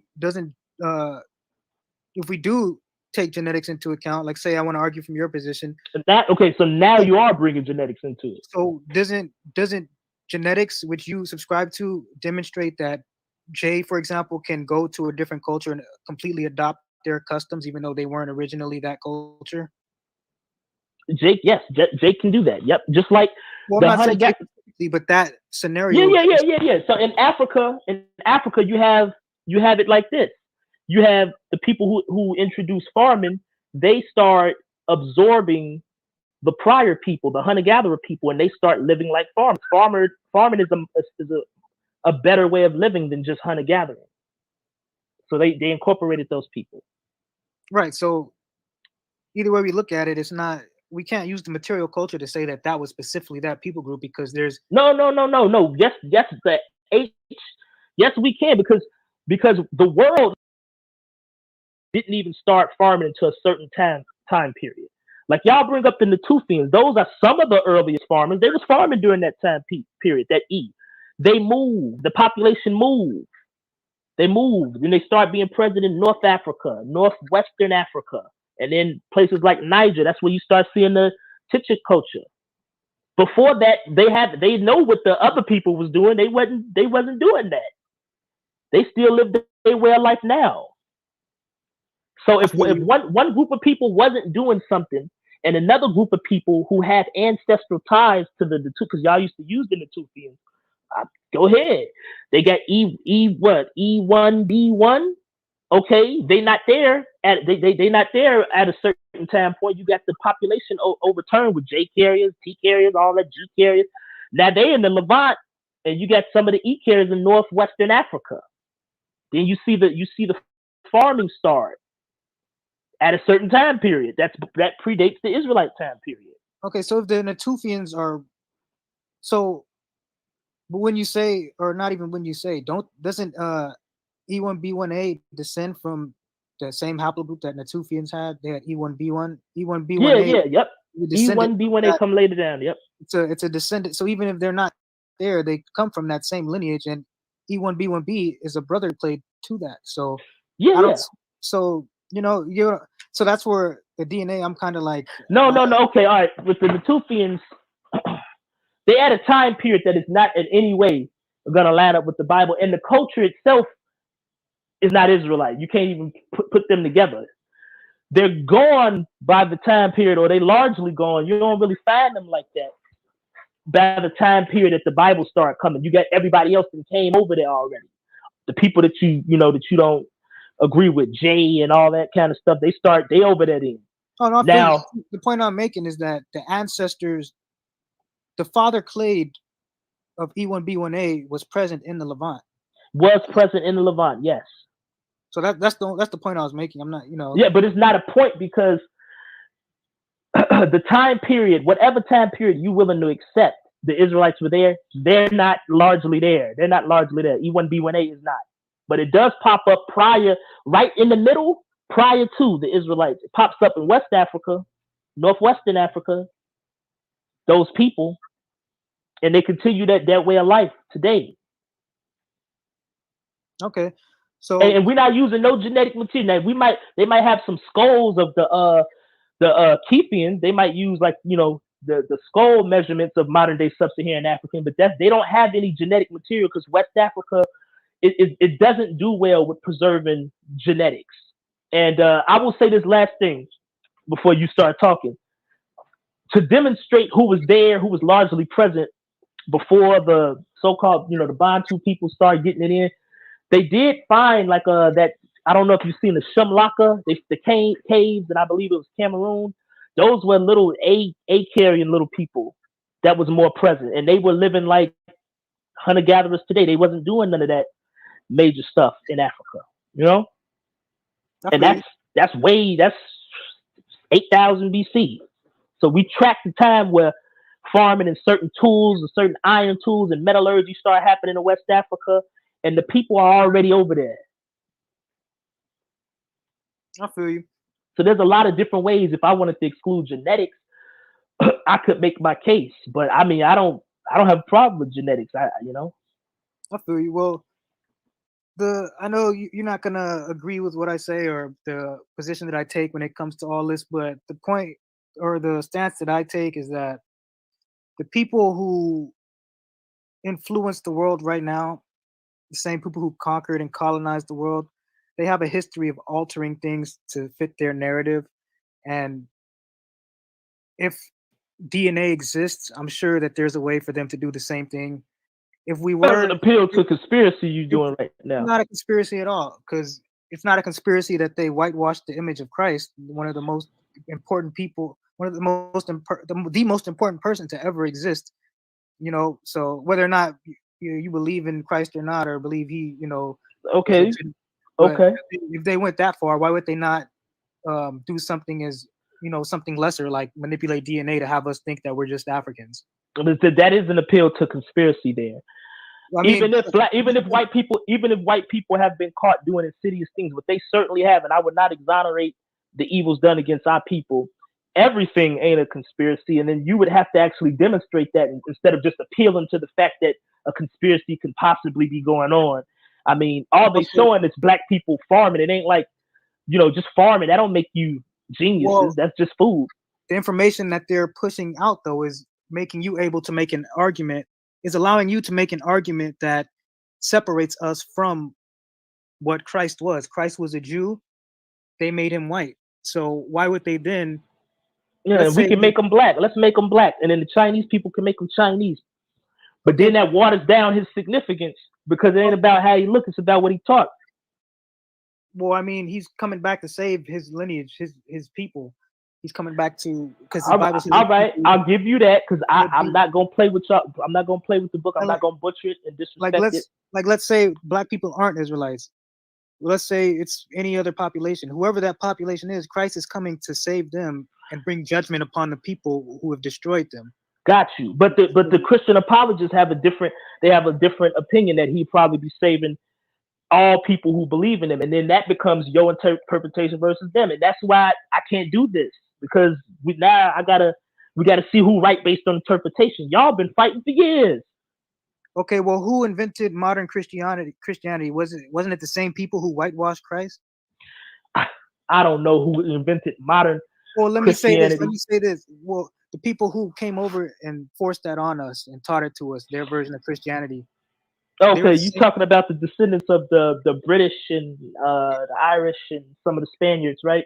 Right. So why would we then go to our enemy to get a proper interpretation of the Bible, which is the interpretation? We can, I guess, if we can go get a proper interpretation of who an Israelite is through their sources, because you got British explorers in Africa, Sir William, all these Sir Williams and Espinozas and all these type of folks can tell you through their sources, Judah and this type of stuff. So, right. So, well, I already explained.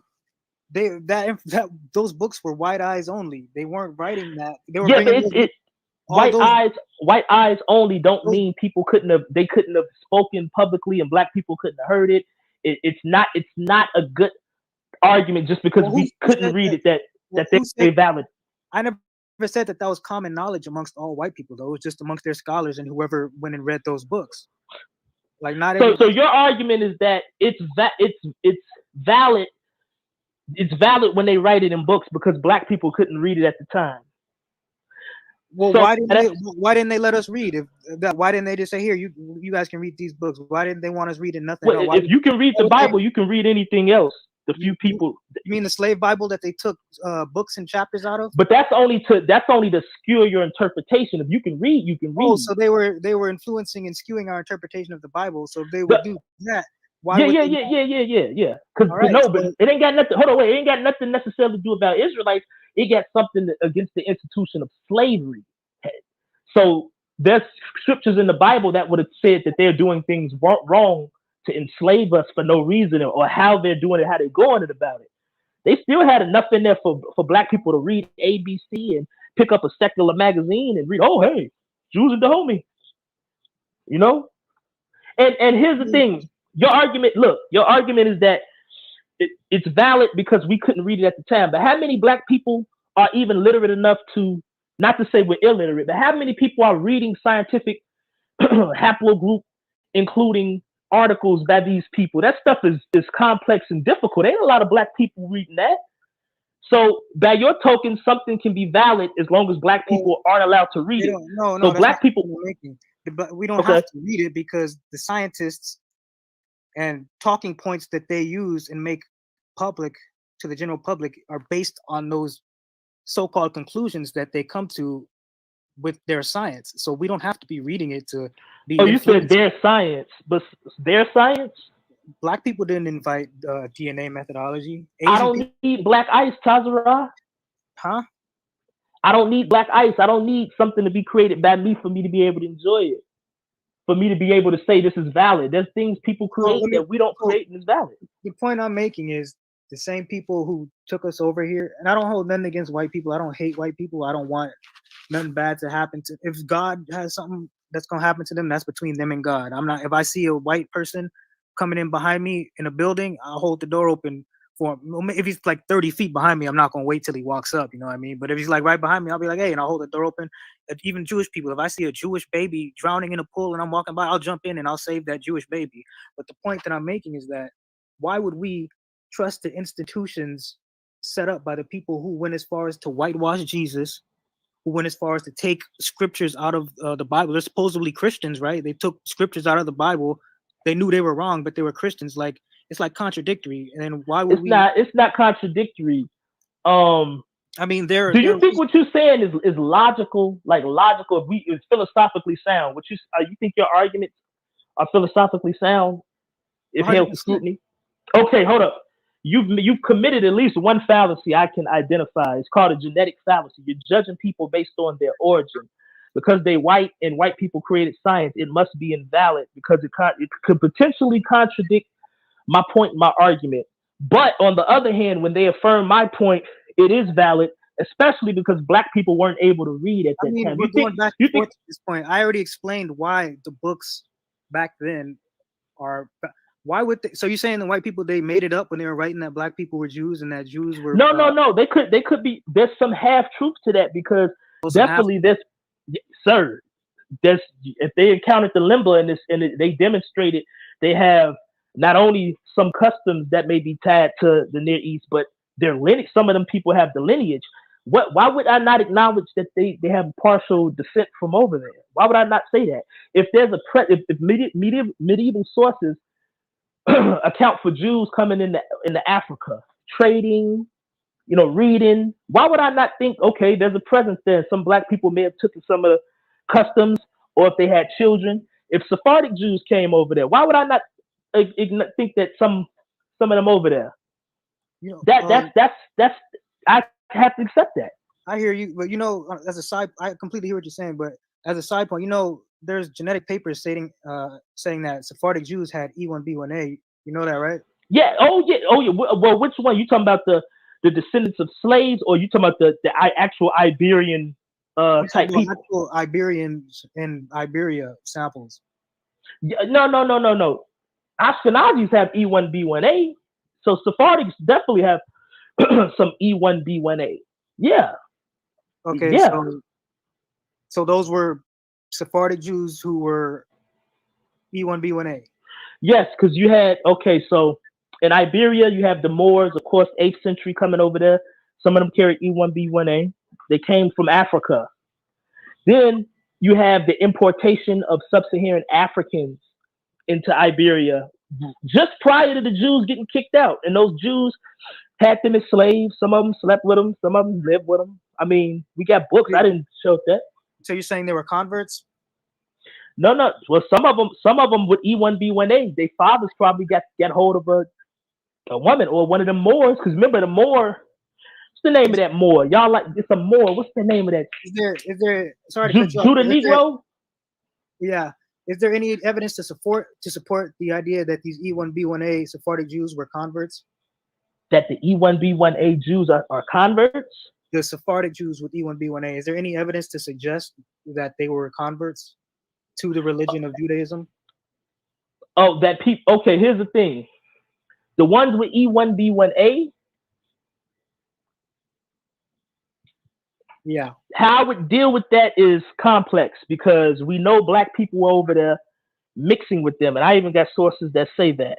That's one way. But then you also have people who you also have part of the Jewish lineage that obviously took in some E3A carriers, probably even prior to even being in Iberia, probably before they even got over there, while they were coming over there.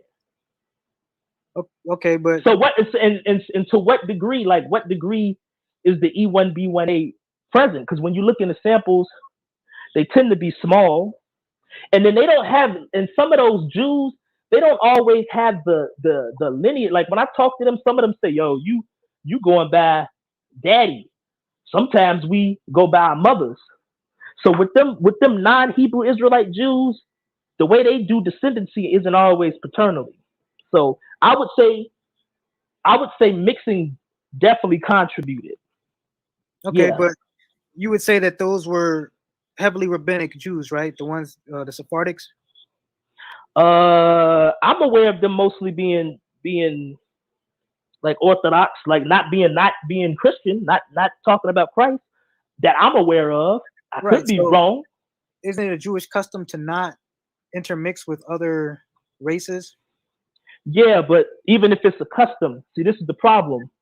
Just because there's a custom, we already know that it's already been demonstrated that they mixed.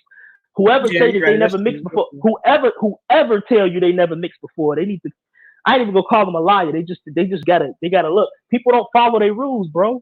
That's probably why they believe they was cursed. Shoot. And in Amsterdam they was doing that. In Portugal they was doing that. Yeah, they was mixing. But yeah, there's some, and then there's some of them that joined with them so long, they've been accepted. That people, they don't exclude them based on lineage. Like Demoda, I talked to Demoda.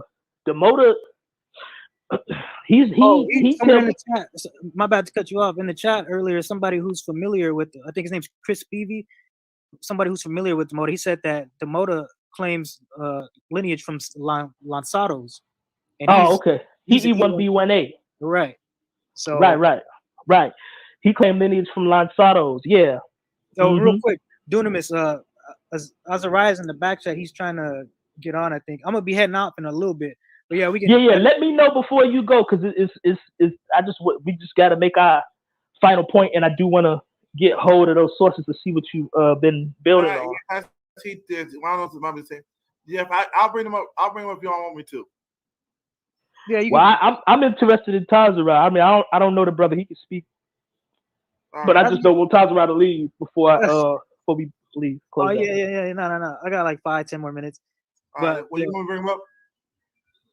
That's cool. No. If he got 5-10 more minutes, just let Tazarah leave. I don't know what if he trying to address me or you or Tazarah. I don't know who he trying to address. He's Israelite, so he want to address you. Yeah, he's Israelite. Okay, well then wait. Let him. He can come on. I'll stay. But till Tazarah. I don't want him to leave while I'm talking to somebody else. All right, there you go. But yeah, basically, everything that we've talked about, like over the past, how long we've been talking? Well, regardless how long we've been talking, like the past hour specifically, when we got into, different, like the genetics, and we got into the material culture and all that, and even other things that maybe I'm not recalling right now off the top of my head, and everything overall, the main point that I would summarize and like to make is that the Bible says not to trust your enemy. So, everything just makes sense when you sit down and you think about everything that's been done to our people, and then you take a look and you look at historical even if you don't deal with the historical sources written by Europeans, there's Arabic sources from like the 7th century saying that the Israelites couldn't be told apart from Nubians and Ethiopians.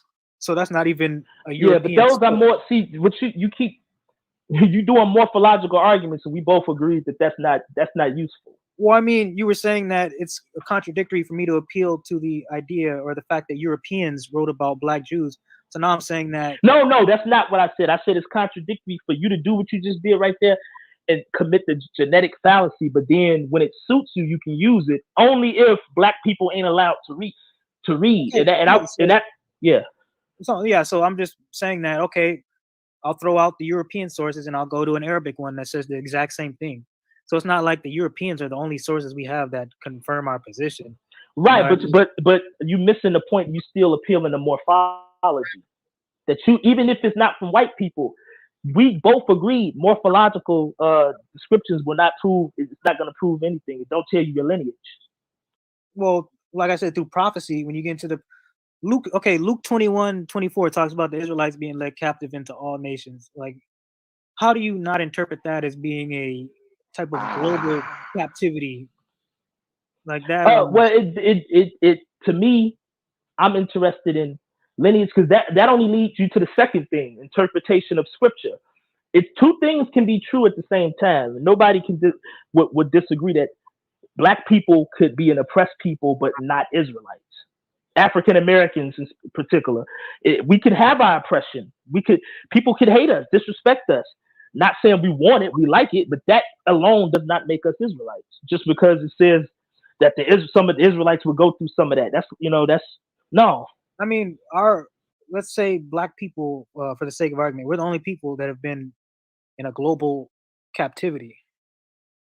So now that the way I see it, now that we've narrowed that down to the Black race, the Israelites have to be, or the Jews have to be within the Black race. According to that. You don't like how I would flip that. I mean, how do you flip that? I'm joking with you. I'm joking. I don't. Yeah, go ahead. Well, I was gonna say first, anyone who tries to counter that would have to, not even you specifically, I'm just saying in general, they would have to identify another group of people other than Black people who went through a global captivity. No, they don't have to do none of that. Only the spiritually inclined have to do that. But from an objective point, nobody has to take a religious account as wholehearted fact. It has to be some kind of other method. It can't be just, well, you got to believe in the Bible for this to be true. Because there's a lot of people you making a lineage claim about that may have a different worldview or world of thinking. Right, but it's not just the Bible; it's history, archaeology, and the Bible. Right, which can be used to go against that point. Which is why I'm saying you're making a lineage claim. It should be something more direct. We got to go to. I know you don't like DNA because it might contradict your worldview, But it is a better method than scriptural interpretation. It is a better, superior method than looking at somebody's hair and skin color. Okay, but even with DNA, you admit that there's no ancient Israelite DNA on record to compare with. Yes, so there's none yet. There's none yet up there. There's some probably coming. But follow me. With that being said, even if you try to make an argument that there's no E1B1A in that area or whatever other arguments, you can't say that ancient Israel. And I'm not even a genetic person. I don't subscribe to this, but I'm saying that even though you can make an argument that there's no E1B1A in that area, you still can't definitively say that Israelites didn't have E1B1A if you don't have an ancient Israelite corpse on record to see what they had. Yes, but you also can't make the claims that you're making when we, at least if we don't know who's over there, we at least know who's in West Africa. This stuff is better than just the speculation and the false positive kind of thing. It's better. And before you leave, yeah, go ahead. Not really a false positive. I'm just like, wouldn't you agree that that's a logical conclusion to come to? There's no ancient Israelite DNA on record. You can't say what they're not. And then on top of that, so we can't say that some of them could not be. But what we do know is even though from a historical, non-religious point, they're allowed to have multiple different lineages. But from your perspective, they got to have one to be authentic. Right. So if 5 of them got E1B1A and the other 100 got J and another 200 got E3B and another 15 got B, all y'all gonna say is, well, at least some of us was straggling with them, but you ain't proved that you are the people. I already stated that even though they're all gonna have the same lineage, they're not gonna all look the exact same. The point I'm making. No, not look the same. If you find 5 different lineages, only one of them from your perspective will be who you're trying to look for. Well, that's if you go according to DNA methodology. But what I was going to finish. That's if you go by Hebrew Israelites, because y'all don't agree that they have multiple lines. That y'all believe that they came from one man, Jacob, right? He got one haplogroup, not 5. Right, but that's if we don't go by haplogroup though. We go by. Okay, replace haplogroup with just the man, Jacob. It's coming from one man. It ain't coming from 5 dudes. If we find E1B1A amongst 5 other male lineages, you have not proved. You only proved that them dudes lived there. 5 of them lived there. Haven't proved that that's us. I'm not sure I follow what you're saying. The point I'm making is that, hold on, if Jacob is let's say, even if it's not, let's say his name wasn't Jacob, let's say Charles. The nation of Charles is going to be only people who descend from Charles, so it's going to be one man. So right. I don't get the point you're trying to make with the different. You were saying that. Well, you can't say that it wasn't there. E1B1A is allowed to be there, even there, and not Israelite, because there's going to be multiple lines. Y'all believe in one line, one man. So if you do find it there amongst them, you still have not proven that that's you. You've proven that just like everywhere else, E1B1A walked in Israel, just like they walked in Asia, just like they walked in. Oh yeah, I'm just speaking hypothetically. I'm not even trying to strengthen any of my arguments on DNA. I'm just saying I'm just giving examples of how DNA is not completely as valid as people try to think. And also, I was going to finish. It's there. If ancient Israelite DNA isn't on record, then why are they trying so hard to push the narrative that Jewish people belong in ancient Israel? They're trying to connect them to Canaanites. They're saying, "Oh, look, they're connected to the Canaanites," like how you said earlier. That's a not. See, that's what I'm saying. Everybody is not a Bible believer. You got people who have different beliefs on who the Jews really were. Okay, let's throw the Bible away. Not literally, but I'm saying for the sake of argument. Let's say that we know the Israelites existed, but not because of the Bible. I'm not even going to talk about the Bible in this brief moment. If we go by modern genetics, they're trying to connect the people in Israel to that land and the ancient Israelites through the supposed Canaanites. Right, so because they believe why are they doing that instead of just throwing out an Israelite? Because that's a scholarly well, now I'm not gonna say hypothesis, but you can say that because for people who are not religious, they have archaeology that probably would suggest that they're not very different from the Canaanites, that they were just people who went over there and joined up with them and fought. That's from because you're not like that. That's from scholarship. Scholarship posits that claim. That's why. I hear you real quick. Orthodox Mark, man, you be yapping. When did I ever argue for E1B1A? I've even said it multiple times. I'm not a proponent of genetics. I'm speaking hypothetically to demonstrate how I do not believe DNA is a valid interpreter of who is an Israelite, nor can it be. So back to the point 93, or what I was making, the point I was making in 93. All I'm saying is that, don't you think it's kind of odd they're trying to connect? I heard what you said. Don't think I didn't hear what you said. But the point I'm making is, don't you think it's kind of odd that they're trying to connect modern Jewish people to the land and no, I don't find it. I don't find it. I'm sorry, bro. No, it's okay. It's okay.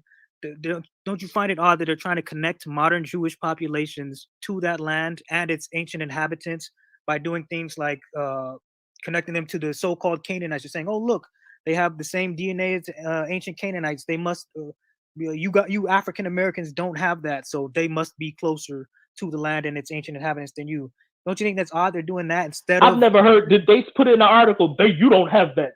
Like they rub it in your face. Like for you, for example, you're saying, you guys brought up earlier that study that talks about them having supposed Canaanite DNA. And you're right. I don't find it odd because I'm not. Let me finish. I'm sorry, brother. It's all good. It's all good. I'm saying, don't you think that's odd that they're doing that, but at the same time, they don't have any ancient Israelite DNA on record? The people that they're actually trying to make the connection to, they're going through these other loopholes and avenues and trying to do it that way instead of just coming out with the supposed Israelite corpse and saying, look, and then letting people build their studies off of that. You don't think okay. The odd part I would say is the aversion to allowing people to dig, but in defense, not in defense of them, I would have to blame people's theology because they be saying they feel like it's a disrespect to their quote unquote ancestors for people to examine them. And that's kind of and then I don't know, man. Like I feel like that's a religious thing they try to do. Like these are fathers. Why you can't touch them? Why you touching them? Type thing. But at the same time, I mean, they don't have enough. Yeah, go ahead. You don't think that? My bad, I cut you off this time, but I wanted to ask this before I forget. You don't think that any of themselves, the modern Jewish people, you don't think any of their scientists have dug up the Israelite graves on their own to see? I know they have outsiders come in and do examinations, but do you honestly think that they themselves haven't looked at that themselves? I'm not sure if they have. I don't really find it. Listen, I don't really find it odd that they tied it to the Canaanites because, again, like when you're dealing with scholars that got their own beliefs and and who's to say that the Jews are happy about that? They might not be happy to be compared to Canaanites. But I'm not hinging anything. I don't have any salvific thing based on who I'm gonna be or what a theology says. So me personally, I mean, if that's plausible to a mind like mine that is non-religious. But I will say that thing about them not letting them dig up people and all that stuff, I think that's an a-hole move. And in my opinion, I think that's some kind of religious kind of thing. But they can dig up mummies and desecrate their bodies and stuff like that. So, right. And you know what I'm saying? The most shady part about it is they're trying to force people to believe that they descend from the people. They have DNA methodology, but they won't release any ancient Israelite corpses. And at the same time, they're trying Some might come, no, bro. Some definitely might come. I had actually heard some stuff that I can't confirm, so I don't really want to share it. But yeah, I mean, it's like it's a big rabbit hole, It is a big rabbit hole. Let me ask you something, while people still watching. Do you think that argument that you made, because that's what kind of stuck on my mind about this? You can't trust the white man with DNA, but we can trust them. We can trust them when they make the argument for who's Jew and black people. Do you really think that's a good argument for philosophically sound? You really think you can present that to somebody and they would say, yeah, that's philosophically sound? Well, like I said, the white people aren't the only people who recorded the Israelites looking that way. Or being black white people aren't the only people who recorded the existence of Black Jews or Jews being Black. Like I said, there's an Arabic. No, this was a yes or no question, man. You good. You good. I mean, I'm asking you, do you think your argument? I'm clarifying the point I was making. You trying to make it seem like I just base everything off of European sources. I look at all the sources together. If I did that, I apologize. All I'm saying is, it seems you have a double standard, and I'm trying to see if you can acknowledge that, and that it's not a good argument. I mean, it seems like it's a 100% sound argument to me. That's what I'm asking. Like, you think that's philosophically sound? I mean, you yourself admit that white people have done evil and insidious things to our people. So have black people. Black people have done horrible things to each other. Should I use that to discriminate to any validity at black people have, passed down? Black people aren't in charge of who's able to identify as a Jew, though. But they don't need to. No, not about the Jew. I'm just saying your argument simply is that white people have done horrible things. Right. Everybody has done horrible things. Black people don't have the power to manipulate people in mass and push narratives. I disagree. You talking to somebody who disagree with Hebrew Israelites? I'm talking about on a worldwide level. I'm not talking about not a worldwide level, but just in general, YouTube, bro. I'm talking about on a worldwide level. You go to any type in Jesus on Google, a black man is not going to show up. So do you think that was a sound argument to make? Well, okay. All right. That's not a good thing for them to do that. But at the same time, once y'all start everybody start putting out what Jesus looked like to me, because I don't, don't really, it's more about what he taught. So it seems that y'all want him to be acknowledged as a person of color, which, okay, fine. They got him in the they got people in the museum. I've seen them. Definitely the brown skin. Yeah. Hey, JT Mac, did you not hear me say I have other sources that are not European? If the sources corroborate each other, yeah, I'm gonna use them, but I don't only use white sources, bro. But yeah, right. Like, so the argument that because the person people done so that Azariah can jump on. I know I said 10 minutes. I'm gonna hop off in like 5. Azariah, bring Azariah back because I'm really about to get off in like 5 minutes. You about to leave? Okay, so look, all right. So in summary, you can say that the physical descriptions, because I know I'm assuming you're probably still going to be using those kind of arguments, but me and you can honestly agree that's not a good way to determine the lineage of who's who. On an individual level. No, not an individual. Like if somebody says, well, the Jews were people of color, and black people are people of color, therefore we the Jews. That's not a good argument, right? Well, when you separate it from all the other information, that's not a good argument. But like I keep saying, we have the Bible, we have migration. We just on that point, the morphological argument, because me and you used to argue about this person is black, the Sephardic Jew is black. That doesn't mean we have the same lineage. I see what you're saying now, but you've agreed twice. I'm just making sure. In the case of the Sephardics being black, I wasn't arguing that. I wasn't making a lineage argument at that point. I was just trying to establish that. I know, brother. I'm just saying any argument somebody pull up to say, well, the Jews were said to be black. I'm black. That makes me that means we Jews. We're not using morphology like that. I've moved past that. But I'm saying, can you agree that that's not the move now? That's not how we moving. Oh no, that's 100% how I'm gonna keep moving. We got the historical documentation. So you saying, okay, so now you sound like you backtrack. Now, so you saying now you agreed with morphological arguments.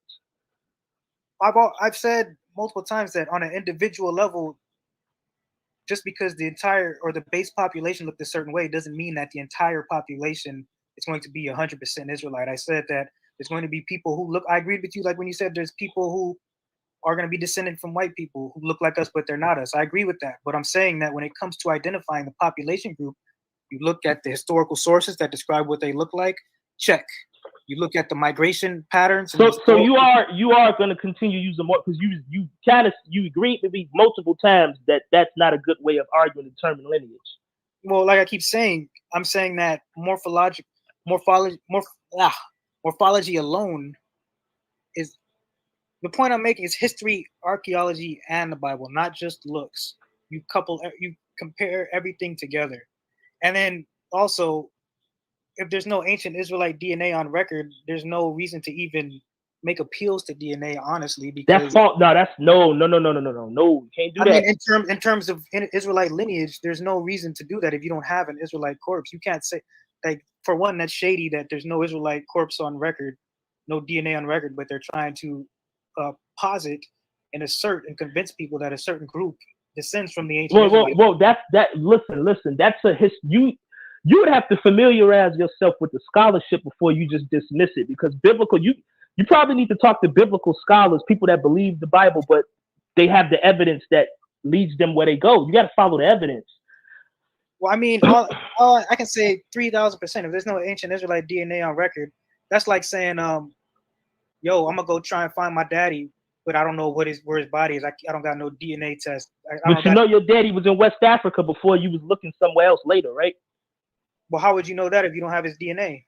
Well, we got the material culture. The only people who practice this culture in West Africa. It's quite simple. It's quite simple. I mean, we don't always need, you got to deal with what you got. We don't always have just DNA all the time. But hey. I mean, we could agree to disagree, but you know, I feel like so it seemed like you backpedaling on the morphology thing to an extent. You kind of soft backpedaling. I'm not backpedaling at all. I'm saying on an individual level, you're correct. No, I didn't tell you on it when you agreed. I didn't say an individual level. I know, but I added that in to clarify. So you are soft stepping backwards. No, I've said multiple times on an individual level, morphology cannot. It's not, you know. So when you say individual level, explain that. Like how you give examples of how black people can have white ancestry. So you can't use a source that says just because the Jews are black that all black people descend from Jews, because some of them might have Chinese ancestry, some of them might have white ancestry, some of them might have Indian ancestry. But I'm saying the population overall, when you add in the prophecy, the historical migration, and other but we're not adding that in yet. We only on just the morphology. Why can't we? I don't just use morphology though. So I'm just saying because you've seen the way I've moved step to step. When I went from morphology, I also went to scriptural interpretation. After that, then I talked about genetics and all that kind of stuff. I mean, it seems like you're trying to box me in just to morphology when I No. I swear I'm not. But I just know that what we argued about back in 2021, those arguments are not. Like me and you, like talk about who's white, who's black. That's not good for determining lineage. Just that. Well, even in those presentations I did back then, I threw in migration patterns and stuff like that. I wasn't just, and even scripture, I would throw in scriptures talking about the Jews being scattered. I never I never ever just said, look, this book says the Jews are black. All black people are Jews. I didn't. No, you didn't say that verbatim, but we did focus heavily on morphology, and I'm just saying that's we passed that. But now I've heard you say, well, I'm definitely gonna be including that. Yeah, including with everything else. I'm not gonna just include morphology. Okay, all right. You can supplement it with other things. I mean, and even just look, we got Jewish people admitting that we're Jews. Why would they? Yeah, but they learned that a lot. They hear that from y'all, dude. What are you talking about? They be hearing that from black people. There's Jewish people who ain't never ever. There's Jewish people who know that. The Miko Peled, for example, he's a descendant of one of the people who signed the Declaration of Independence for Israel. He's a Zionist, and he admits that his people don't have no connection to ancient Israel. Listen. Even Jews in their writings, the Talmud says that. I know this is morphological. But the Talmud says that Shem was. So why you be going in circles, Tazarah? I mean, not really. I'm saying I'm appealing to Jewish sources. I'm saying that even their sources. Yeah, but okay. So now look, the Jewish people. A lot of those people learn that from y'all. You saying not all of them? Okay, not all of them, but that don't prove that. Huh? I mean, they've been saying this since before YouTube came out. So who are they getting this from? I mean, Hebrew Israelites predate YouTube. So before that, all the Jews were over here in Times Square learning. No, sir. There's like you said, there was books where people speculated about black people being Jews, and you appealing to the words of European people making a claim versus actual evidence. So now I got to argue with the word of mouth of white people just because we white, because we a Jew.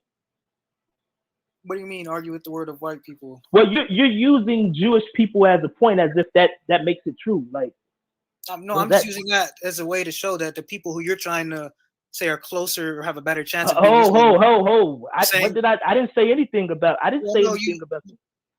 It was my understanding that you were trying to. This is another thing.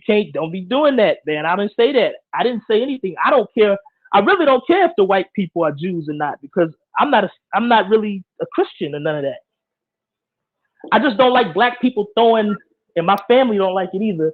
People throwing an identity at people, and we're not those people, and we're West African descendants. I know they got. Well, you part of the conscious community, right? Or you were? You don't have a problem? Hell no, I ain't part of no conscious community. I mean, at one point, right?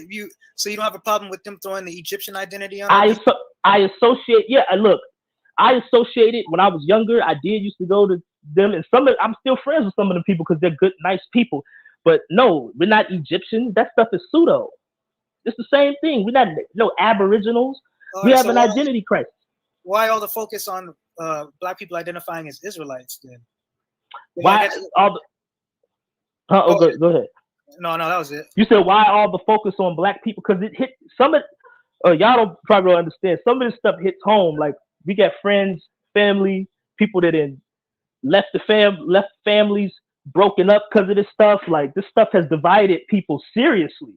People got hurt. People feelings got hurt. People ain't friends no more. Like, this stuff be personal with some people. Also, well, they say the truth hurts. Lie.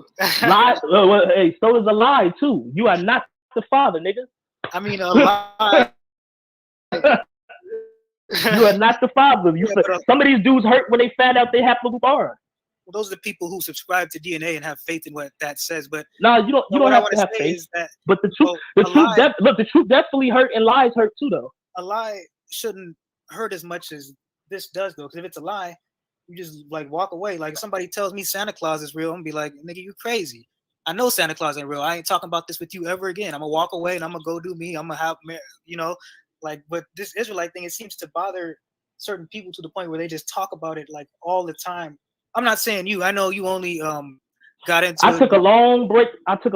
From this stuff. But first of all, even then, you weren't like. I'm not saying you was like. You get what I'm saying? Like, I'm just talking about. Look. All of that, what you doing right there, though, whether you mean it or not, could be interpreted as a slight to anybody. People reserve the right to take interest in whatever topic they want. If they think it's incorrect and they think that they can correct it, they can do it. That's one. Two, if it's something that's starting to creep into African American culture in the music, if you're talking to people outside and they start bringing it to you, you got a right to address it. So there's a lot of people that talks about this stuff. It influenced a lot of people. Just like the Aboriginal thing. You don't believe you're Aboriginal? Why you mad about it? Must bother you. Right.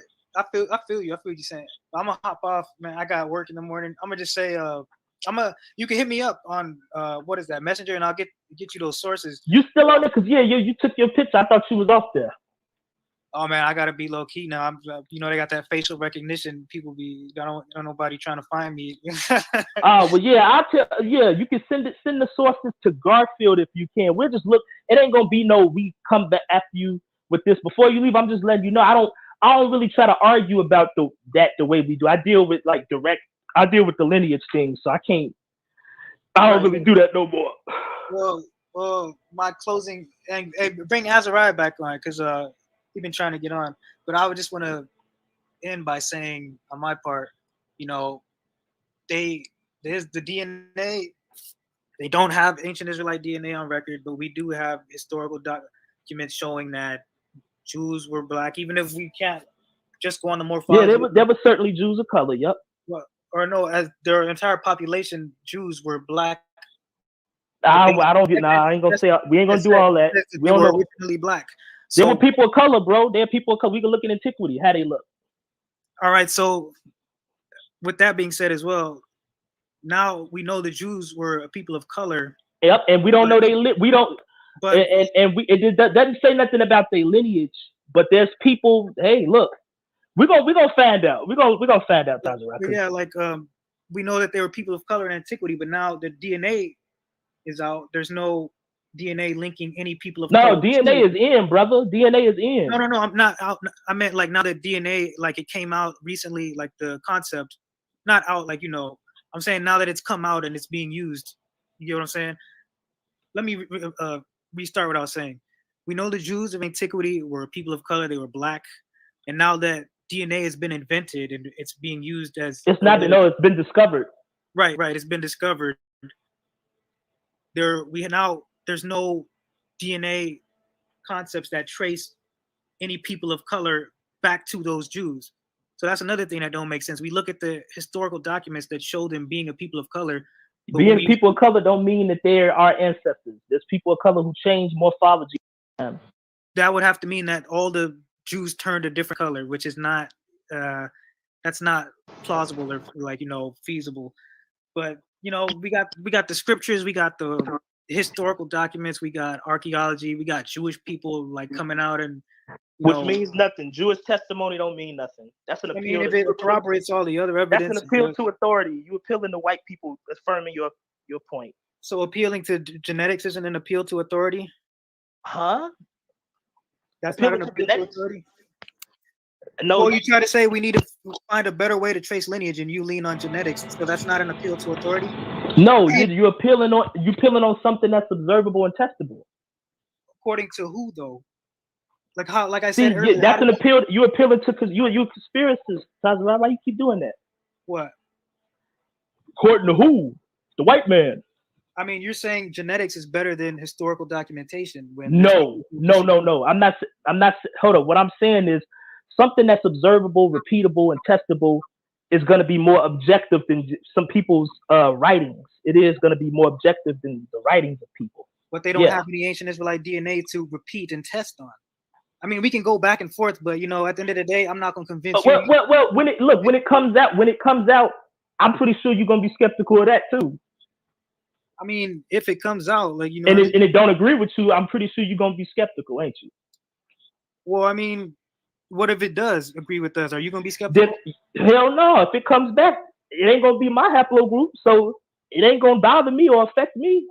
I mean, we got Sephardic Jews with E1B1A. You were skeptical of that, trying to say no. Sephardic, that's because they incorporated black people. Yes, they incorporated black people, and that don't mean as much to them. That paternal lineage. Talk to Demota; he'll tell you that. Well, I know something that would say otherwise, but Demota will tell you that people with it's only E1B1A because I talked to him. He says he didn't care about that. Well, it don't matter if you care about it or not. It's what the facts say, and according to that. No, but they don't though. The Sephardic Jews, they don't really care like that. Well, I mean, it don't matter what they care or feel, but at the end of the day, it is what it is. Like this wouldn't be blowing up how it is if there was no evidence to support it. Things like no. Things blow up without evidence to support it. A lot of things. I watch the news. I watch social media. I mean, it's just people try to act like there's no evidence. There's plenty of evidence, and I think that's why people try so hard to refute it because they don't like what it says. Well, the evidence can include people of us, but I think y'all just want it to be y'all, and especially at the exclusion of other people. Yeah, they don't line up with the evidence. Well, the evidence ain't lining up with us as far as anything objective. Well, I don't know who it can line up with according to your methodology because there's no ancient Israelite DNA on record to compare with any modern. There's no ancient Israelite DNA that we got right now. Yeah, could be some coming. We need to close this out. But yeah, I hear you, but you're not gonna convince me. I'm not gonna convince you. No. Listen, bro. All I want to know is your methodology. All I wanted to know was has anything changed? And I rock with you, bro. It ain't no malice, but you go hard. You go hard. You be going hard. You're not gonna change your position. I love you, bro. Like all things aside, I'm just we just talking, but it's just there. So you're not gonna change. You basically not gonna change your opinion. You're not gonna change nothing. What would change your opinion? When Jesus comes back and tells me I'm not an Israelite. So even if they do come back in the future, they come back with Levant samples, and they're not E1B1A, and it's preponderance. It's a preponderance of showing that it's not our lineage. You still just will refer to Jesus Christ coming back. the Bible says never trust your enemy, and that ain't our people over there digging that up and making those conclusions. So, like, let me also finish by saying, at the end of the day, my faith is in the Bible, and it lines up completely and perfectly with who we are. All the prophecies, the interpretation, you know, it's not even our own interpretation. The Bible talks about a worldwide captivity, the Israelites being in the land of their captivity still when Christ comes, and a whole bunch of other things that only are relevant to our people. So I'm gonna just close by saying that. And bring Azariah on. He'll be more than willing to continue this dialogue with you. He's an Israelite. He has like we said. I don't know who Azariah is. I maybe talked to him. He was on here last time when you was on here. I think it was like last week, but you and him never dialogued directly because he kept getting kicked off, I think. But he shares a lot of the same beliefs for me. I would say like maybe. Well, let me see. I'll talk to him a little bit, but to me, I mean, I'm talking ad nauseum to people, and they do what you do. They have their beliefs. I mean, you can only do so much, man. Well, what would my faith be if I could get on Berean's channel and you convince me to not believe what I believe? That's not faith. So, thank you. I'm glad you here to say all of that. So, pretty much none of us could, even if we showed you, we couldn't really change your mind because you said. No. So you admittedly biased. I just want to know. So I don't have because Berean be putting your stuff up there to us and stuff and all that. Hey, address this. I mean, I'm not biased to a point where, first of all, God in heaven is biased towards his own people. See, I'm biased towards my people, and any evidence that points to us being the people, especially when it's in such large quantity. But, I'm going to just leave it at that. And, yeah, Dunamis, bring Azariah on here. I got to go to work, man. I've been on here too much longer than I should have been. And, but I'm willing to dialogue again, but I got things I got to do. I've been putting off. But I enjoyed this conversation, man. Hello?